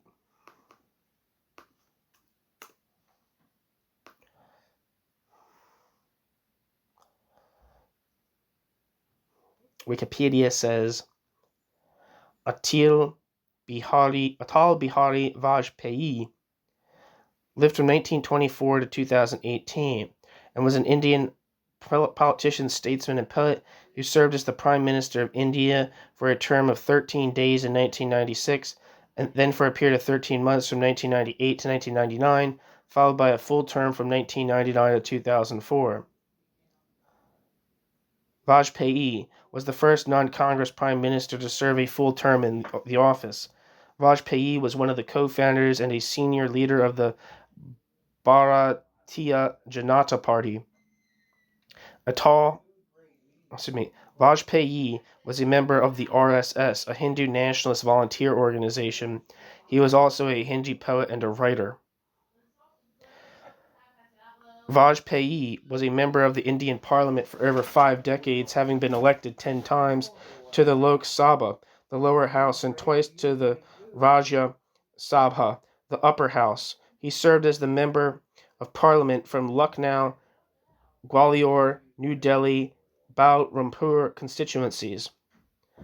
Before retiring from active politics in 2009 due to health concerns, he was among the founding members of the Bharatiya Janata Sangh, of which he was president from 1968 to 1972. The BJS merged with several other parties to form the Janata Party, which won the 1977 general election. In March 1977, Vajpayee became the Minister of External Affairs in the cabinet of Prime Minister Morarji Desai. He resigned in 1979, and the Janata Alliance collapsed soon after. Former members of the Bharatiya Janata Sangh formed the Bharatiya Janata Party in 1980, with Vajpayee its first president. During his tenure as Prime Minister, India carried out the Pokhran-2 nuclear test in 1998. Vajpayee sought to improve diplomatic relations with Pakistan, traveling to Lahore by bus to meet with Prime Minister Nawaz Sharif. After the 1999 Kargil War with Pakistan, Vajpayee sought to restore relations through engagement with President Pervez Musharraf, inviting him to India for a summit at Agra. Vajpayee's government introduced many domestic economic and infrastructural reforms, including encouraging the private sector and foreign investments, reducing governmental waste, encouraging research and development, and privatization of some government-owned corporations. During his tenure, India's security was threatened by a number of violent incidents, including 2001 Indian Parliament attack and 2002 Gujarat riots, which ultimately caused defeat in the 2004 general election. Atal Bihari Vajpayee was conferred with the Padma Vibhushan in 1992, India's second highest civilian award by the Government of India. The administration of Narendra Modi declared in 2014 that Vajpayee's birthday, 25th of December, would be marked as Good Governance Day. In 2015, Vajpayee was honored with India's highest civilian honor, Bharat Ratna, by the then President of India, Pranab Mukherjee. Atal Bihari Vajpayee died in 2018 due to age-related illness.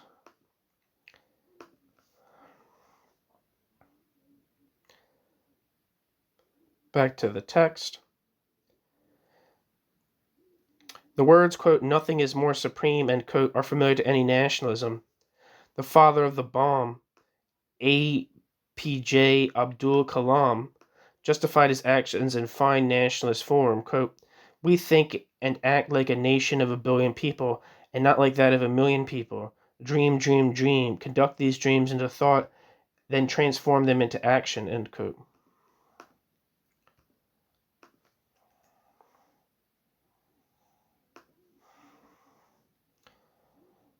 Wikipedia says APJ Abdul Kalam lived from 1931 to 2015.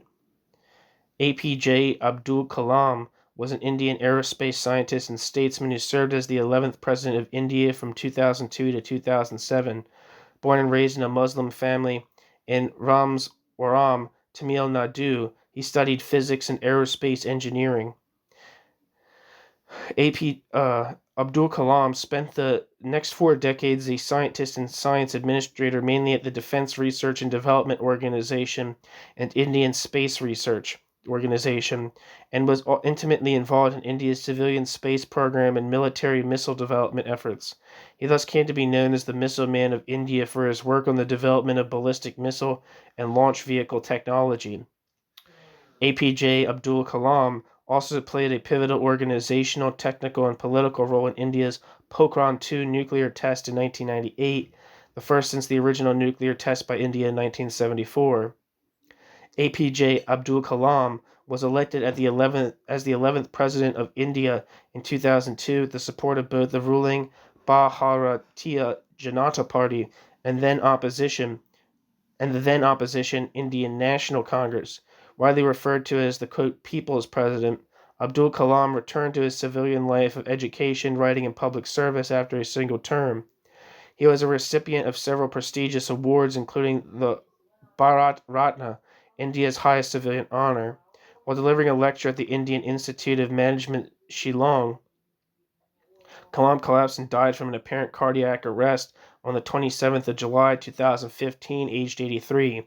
Thousands, including national-level dignitaries, attended the funeral ceremony held in his hometown of Ramswaram, where APJ Abdul Kalam was buried with full state honors.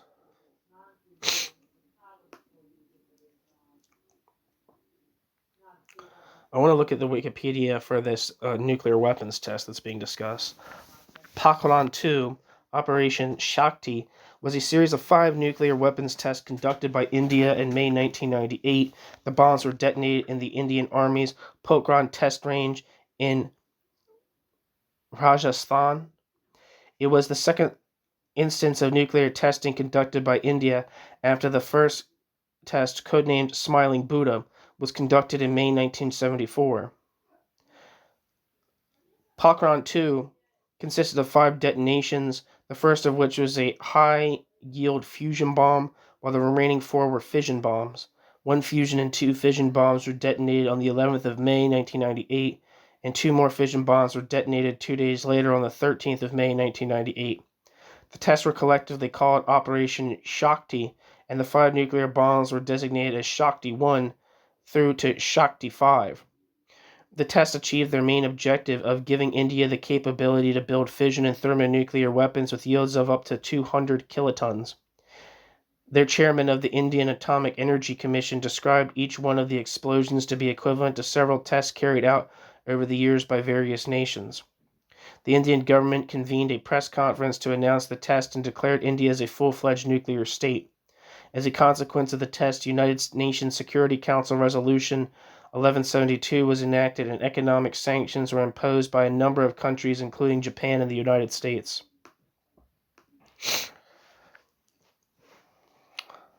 Back to the text. Every nationalist will understand this, yet on objective grounds the arguments were nonsense, and dangerous nonsense at that. If historic damage is justification, then every country in the world could make such a claim. The clash with China was 37 years ago, and was, most observers agree, largely India's responsibility anyway. Whatever constraints may currently be under discussion, it will now be all the more difficult to control an arms race in the longer run on the subcontinent, and the example to others, notably in the Middle East and other parts of Asia, is clear. You can get away with it. Again, we can see a clear conflict between the management of international relations on rational grounds and the claims of nationalism. The cost of the latter prevailing may, once again, be very high. The conflict between nationalism and international order is not some ugly residue of an earlier European past. It is with us today, in the Balkans, South Asia, and elsewhere. Nationalism continues to menace world peace and will continue to do so unless and until the claims of national ethical supremacy are subordinate to a higher international norm. This tension between the national and international is also evident in regard to problems that require international cooperative solutions. There have long been issues in international relations that require such cooperation, but the number and complexity of these has undoubtedly increased in recent years. The term, quote, global problems refers to a range of issues such as the environment that allow of no single state-based solution and where the interests of all of humanity are affected. Perhaps the most dramatic of all global issues is the gap between richer and poorer countries, a gap that has endured and grown over recent decades. This is the underside of globalization. It is one thing to argue, as international relations, quote, realists do, that these problems cannot be solved without the involvement of states. Woolly invocations of a global commons and transnational fraternity cannot get one very far, but the question is whether states can and will go beyond their specific national interests, whether, in other words, the presumption of the nation as the supreme value can be overcome. Maximization of the general benefit, let alone resolution of the problem of the less privileged, cannot be achieved if the stronger states pursue a particular interest. Miller's agnostic combination of national and international will not suffice. Here national ethics and international interest are in collision, and our much derided enlightenment is on the side of the international.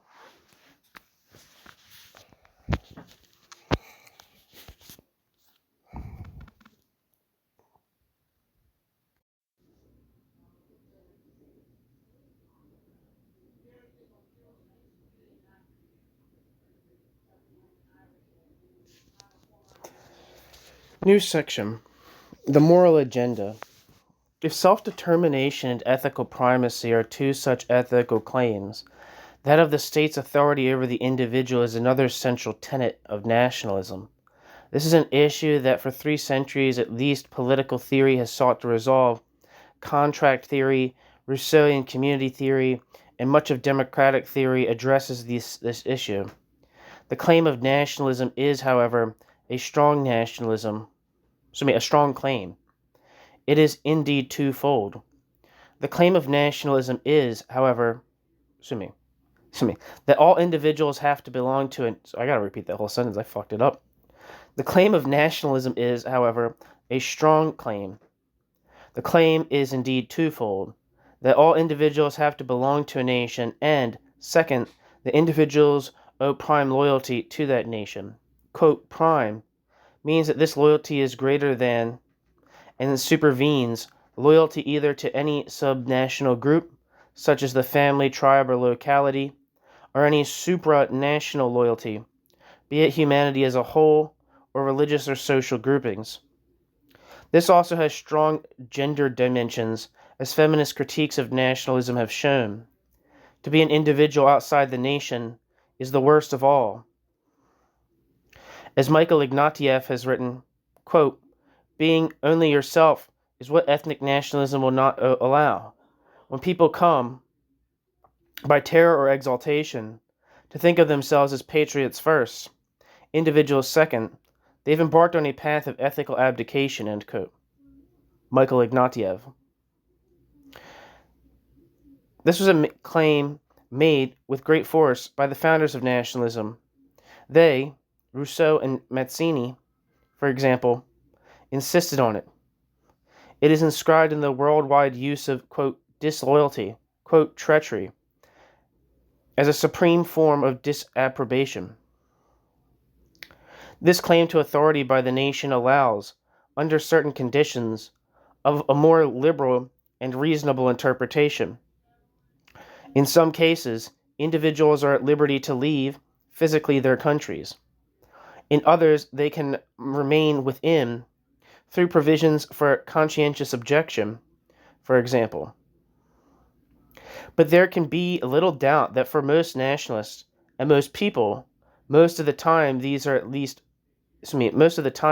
best marginal palliatives.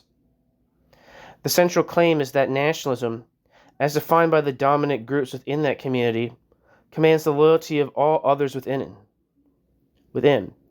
It's no use telling someone who accuses someone else of being a, quote, traitor, that this is an illiberal or unreasonable denomination, that the individual has the right freely to dissent. The accusation carries with it an unanswerable normative charge. The same applies to those who belong to subgroups within the nation. They are allowed to be defined in terms of that subgroup, on class or gender grounds, but only conditionally, in subordination to the authority and to the definition of the nation. Nationalism allows of no challenge to nationalism's authority in the name of these groups, nor to alternative definitions of identity and commitment that members of these subgroups may feel. Underlying this is another claim about belonging. Individuals can only attain freedom and self-realization if they are deemed, unless other arrangements have been made, to belong to a group into which they are born.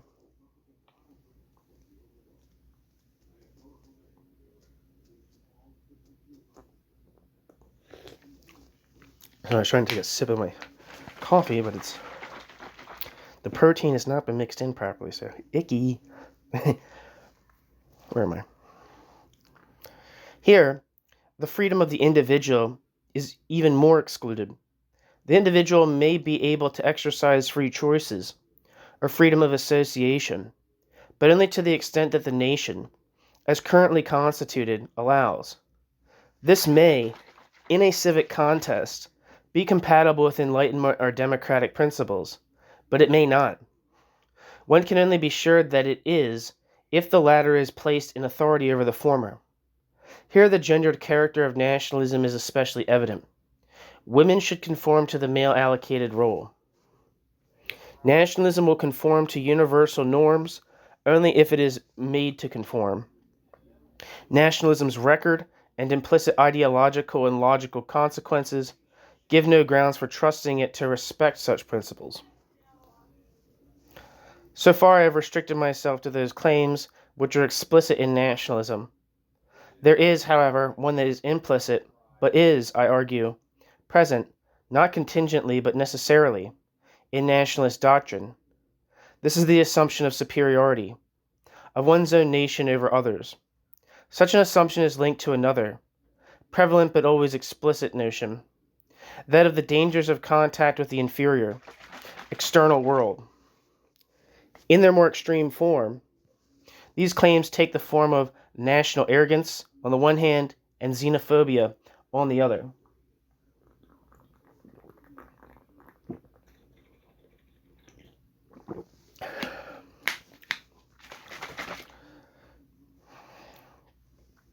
It may be said that these are not central to nationalism, but there are reasons for questioning this view.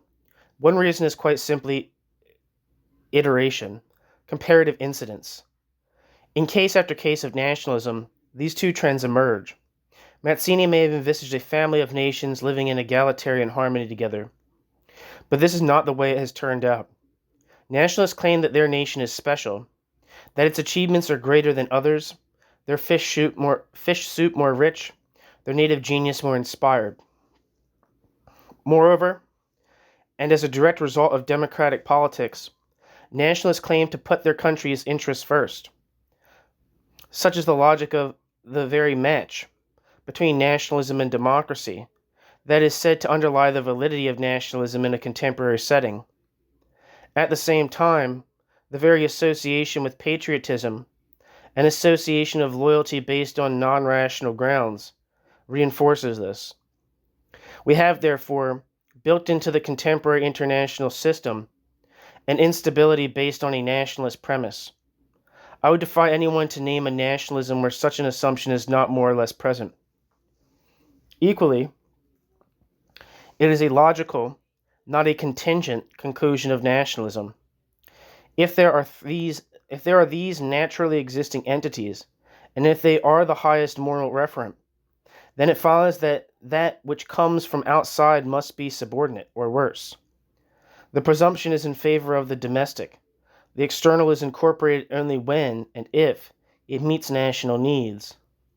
Such an assumption is linked again necessarily to suspicion of the external world, itself another implicit but iterated ethical feature of nationalism.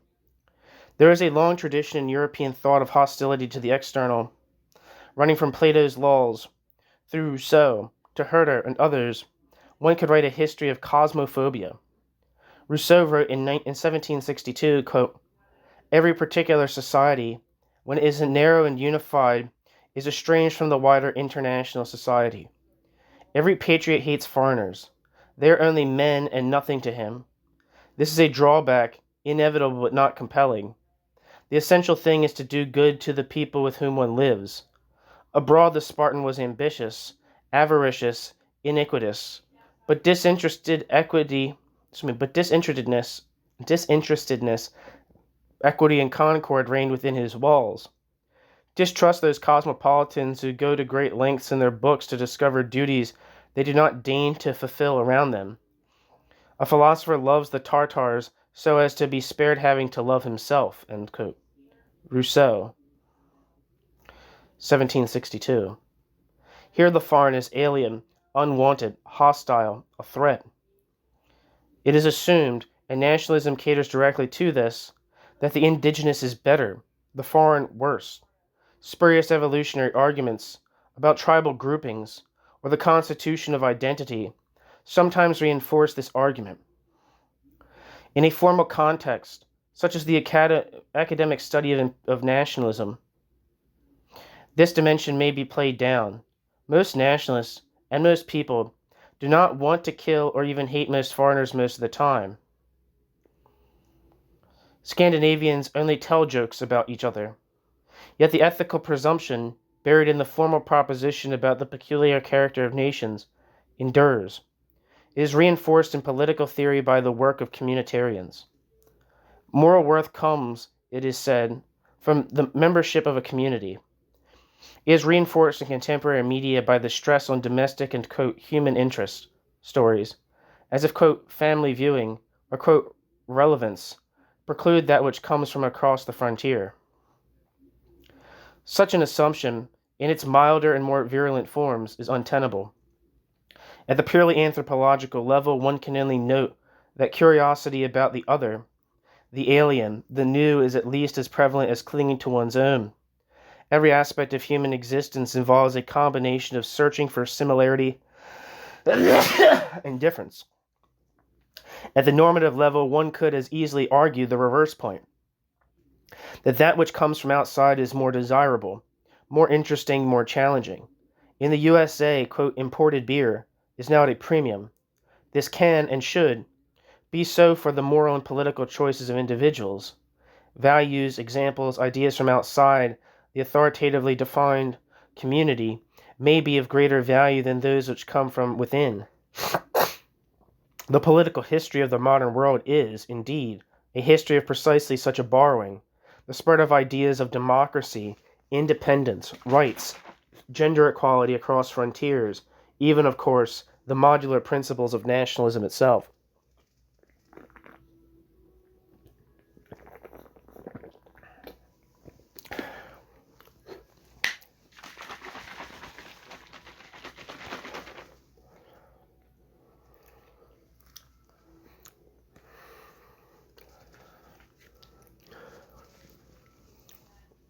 One second.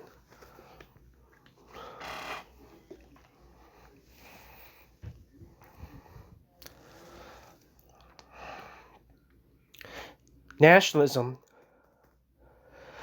by very dint of identifying an idea as external, seeks to devalue such interaction. That which is derived from abroad is presented as indigenous. The domestic is elevated in the name of the, quote, thick, at the expense of the internal, or alien, which is depreciated as the, quote, thin. See Walzer, 1994. That in much of the world it is the thin that prevails over the thick seems to have escaped the notice of the political theorists. Taken to its extremes, it involves the proposition that we cannot understand or judge other societies. Michael Walzer has argued this in particularly forthright terms. Quote, foreigners cannot judge other societies. See Bites, 1995. It is arguably an underlying premise of nationalist and communitarian ethics that judgments across frontiers are impossible. One moment.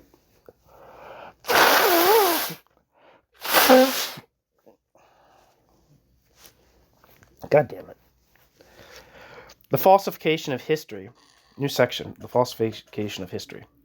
Let me now turn to the last of my areas of concern, the relation of nationalism to history. One of the central Enlightenment values is simply truth, the spirit of scientific discovery, the rejection of myth and superstition, from Bacon and his idols of the cave to the scientific discoveries of the 18th centuries, and Kant's Sapere Aude, dare to use reason. Nationalism, by contrast, has a wayward approach to the truth. History and legal claims are there to be defined by the goals of the community. Selection, distortion, manipulation, plain fabrication are an intrinsic part of the operation. Surprisingly, many defenders of nationalism seem happy with this. Ernst Renan put it politely, quote, getting your history wrong is part of being a nation, end quote.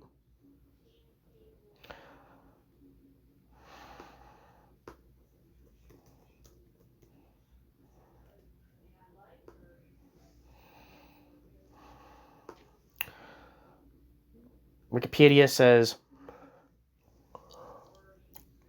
Ernest Renan lived from 1823 to 1892. Ernest Renan, I guess is how you say it, was a French Orientalist and Semitic scholar, writing on Semitic languages and civilizations, historian of religion, philologist, philosopher, biblical scholar, and critic. Ernest Renan wrote works on the origins of early Christianity and espoused popular political theories, especially concerning nationalism, national identity, and the alleged superiority of white people over other human, quote, races. Ernest Renan is known as being among the first scholars to have advanced the debunked Khazar theory, which held that Ashkenazi Jews were descendants of the Khazars, Turkic peoples who had adopted the Jewish religion and allegedly migrated to Central and Eastern Europe following the collapse of the Khanate.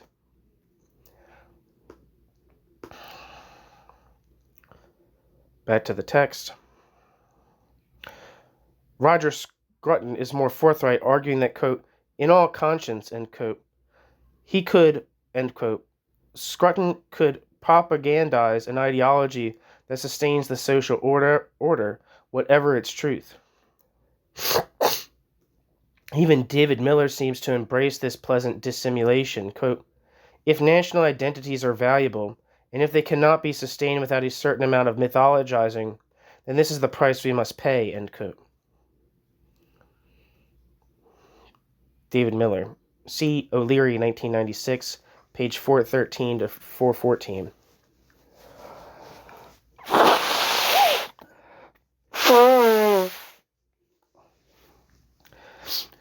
In regard to the invention of literature and folklore, it may be innocuous. We need not bother with some of the supposedly ancient Welsh poems were written by Iolo Morgannwg, I don't know if I'm saying that, in the King Lud pub in Fleet Street.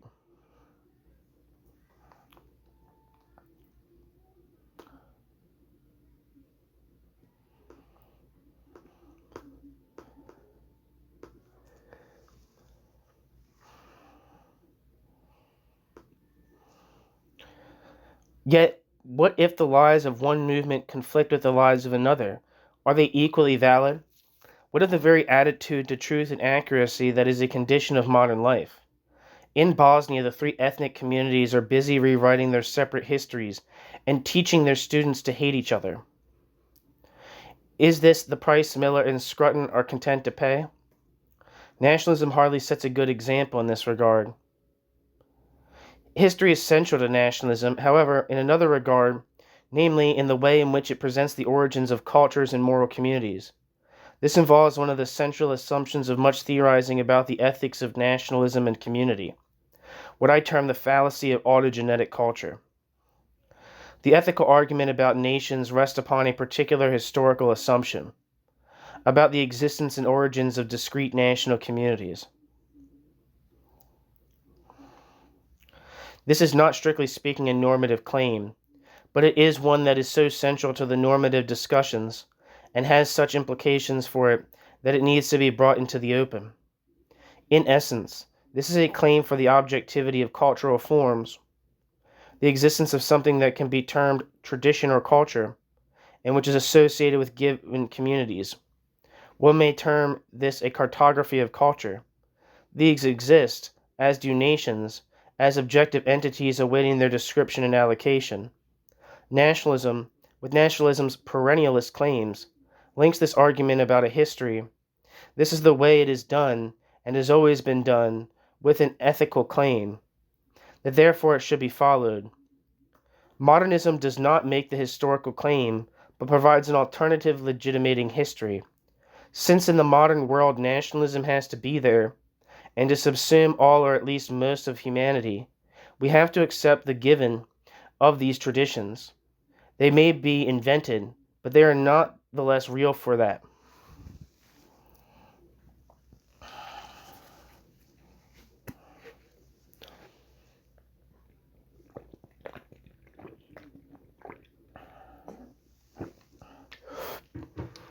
This historical account raises many difficulties and involves a curiously selective approach to the sociology of culture and knowledge.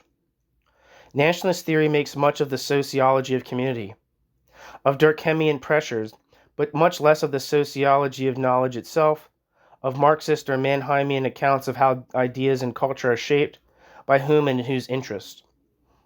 First of all, as the sociology of knowledge tells us, what is presented as given or timeless is itself a product of social practices, of definition, instruction, writing, enforcement. Rather than asking what it is that is in the tradition, we should first ask who enforces this account, and how they do it. Moreover, all of this rests on an ignoring of the very international context in which supposedly, quote, national cultures are created. It is widely assumed, in writing on nationalism as in political theory, that what we are dealing with are indeed separate traditions and communities, but this is in all matters itself a nationalist myth. The very question that so preoccupies liberal theorists, How do different communities talk to each other presupposes a falsity. The languages of the world, for all the frenzied attempts of nationalists to give them pure lineages, are intertwined in grammar, structure, and vocabulary with each other. The same goes for cuisines and for religions.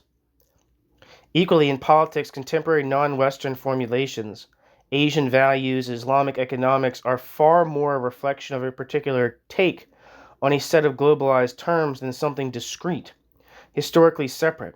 All espouse economic strength, national independence, sovereignty. Even the most apparently national and specific may, on closer examination, not be so. To take two examples, it is the ultimate paradox of nationalism that the principle it espouses is itself now universally accepted.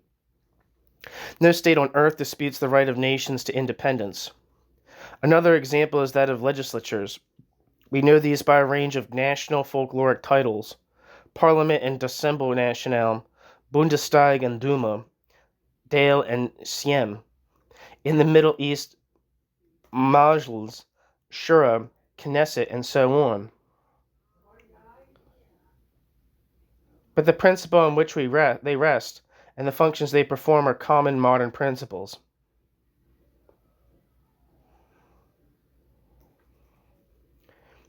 It is not, therefore, just a question of challenging the supremacy of national cultures or of reconciling conflict cultures and national traditions, but of questioning the validity of this model of historically discrete or autogenetic cultural formation. Here the perennialists are on weaker ground than the modernists. For the perennialists, with their stress on antiquity, encourage us to go further back into the past. The further back you go, the greater the validity of the claim or the tradition.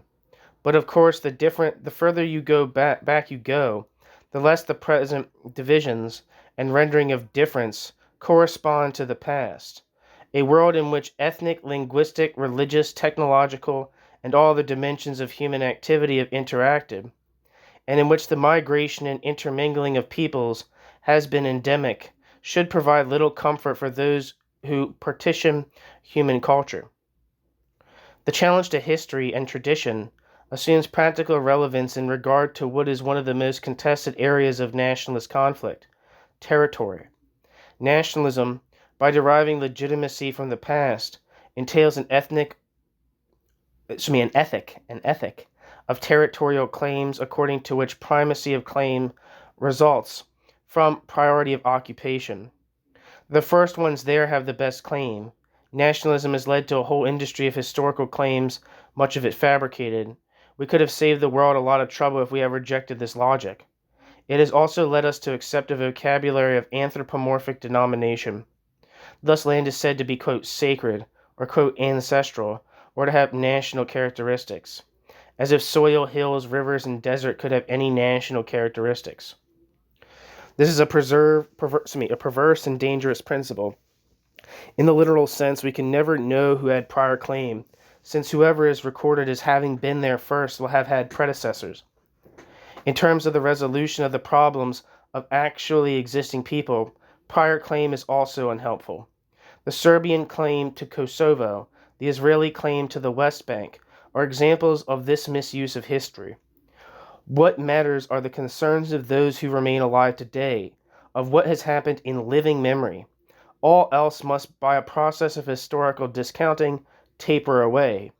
How one calculates this fading away is open to debate, but the principle is clear. It is not that the most ancient is valid, but the most recent. Antiquity should convey no privileges and no normative hold on land. Concern with history within nationalist ideology is not, therefore, merely a matter of forging a community and a historical memory. It is a source of conflict, hatred, and death in the contemporary world. Adjudication is sometimes possible. What is far too rarely challenged is the very principle upon which the argument takes place in the first place. New section, and final section, conclusion. I have offered here some broad reflections on the normative bases of nationalism. Nationalism may be compatible with some of the goals which in the contemporary world Enlightenment principles entail: peace and prosperity internationally, democracy and the rule of law domestically. But this can only hold if, When those tensions do arise, nationalism itself is subordinated to other more rational and universal principles. We may have, in rejection of an authoritarian internationalism, and in consequence of the very legitimate but separate debate on the causes and character of nationalism, allow the ethical principles to slip rather too easily under the door. It is perhaps right now to question their validity, in the light of classical concerns and contemporary choices alike. It would also be right to do so in the light of the history of this century, and to recruit to this rational cause some of the effect which nationalism claims to make so much its own. In this, the last Gellner lecture of this millennium, I would suggest that we ask who, in the decades that have gone by, is most deserving of our respect and admiration, who indeed are the heroes of the 20th century. I would suggest that they are not those who base their lives or actions on the principles of nationalism. Nationalist heroes are those who took the easy option. The greater heroes are rather those who have had the courage and the vision to question the assumptions of their tribe and nation, and at the risk of denunciation or worse, to embrace broader, more universal causes. Let us remember, for example, those Indians and Pakistanis who have campaigned against their country's nuclear programs, those in former Yugoslavia who have fought and are still fighting the chauvinism of their ethnic leaderships, those Greek, some of their colleagues from London School of Economics, who stood out against their politicians' nonsense on Macedonia, those Turks who sought a fair democratic political solution of the Kurdish problem, those Palestinians and Israelis who have worked and continue to work for a just two-state solution, those in Northern Ireland who have deserted the myths of their own tribe. The intellectuals who command the greatest respect may be those, Connor Cruz O'Brien, Isaac Deutscher, who have questioned the assumptions of their own society. Who the hell is Connor Cruz O'Brien?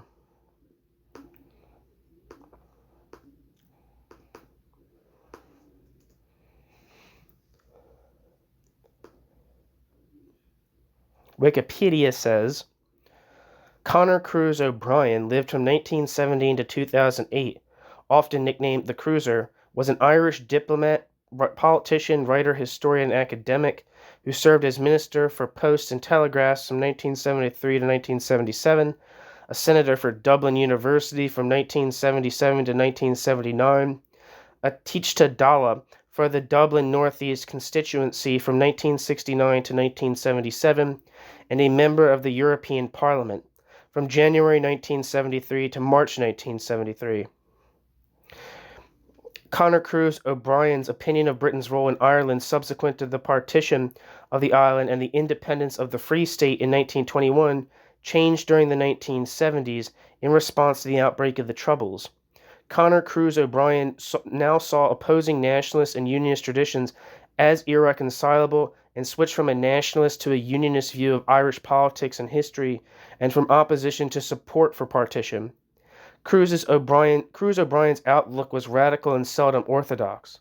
Cruz O'Brien summarized his position as intending, quote, to administer an electric shock to the Irish psyche, end quote.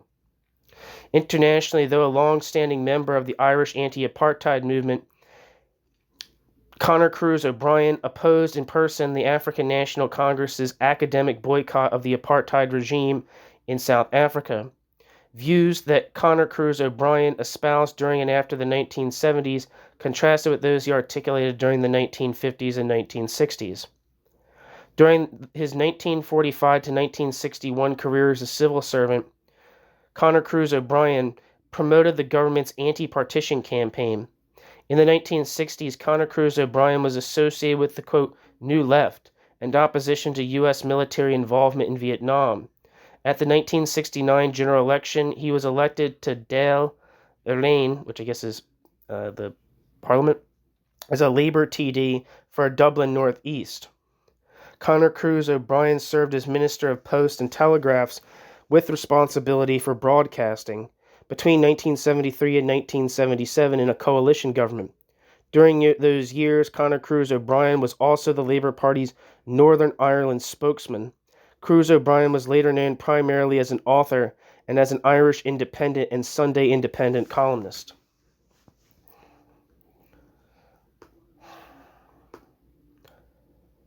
Back to the text. I would suggest that Ernest Gellner belongs in that honored category. Equally, in the wars of the 20th century, it may not be those who have fought for their own flags, but for other flags, at times even against their own flags, who merit the greatest admiration. Proponents of nationalism often ask mockingly if anyone is prepared to die for the United Nations. The answer is yes. Not a few people from the UN, the Red Cross, and from humanitarian NGOs have given their lives for universalist causes in recent years. Nationalism enjoins us to combine the reason of politics with passion. Let it not only be nationalism which does so. It is time that we erected a statue not to national heroes, but to those who died in a broader, I would argue, higher cause. Theirs is the lesson which should be taken forward to the next millennium. If we need heroes, let these be they. Let us recognize the force of nationalism and the ethical dimensions it may embody. Let us not concede to it, within or between states, primacy of ethical claim, or allow its distortions and passions to obscure the force of other, and I would argue superior political principles.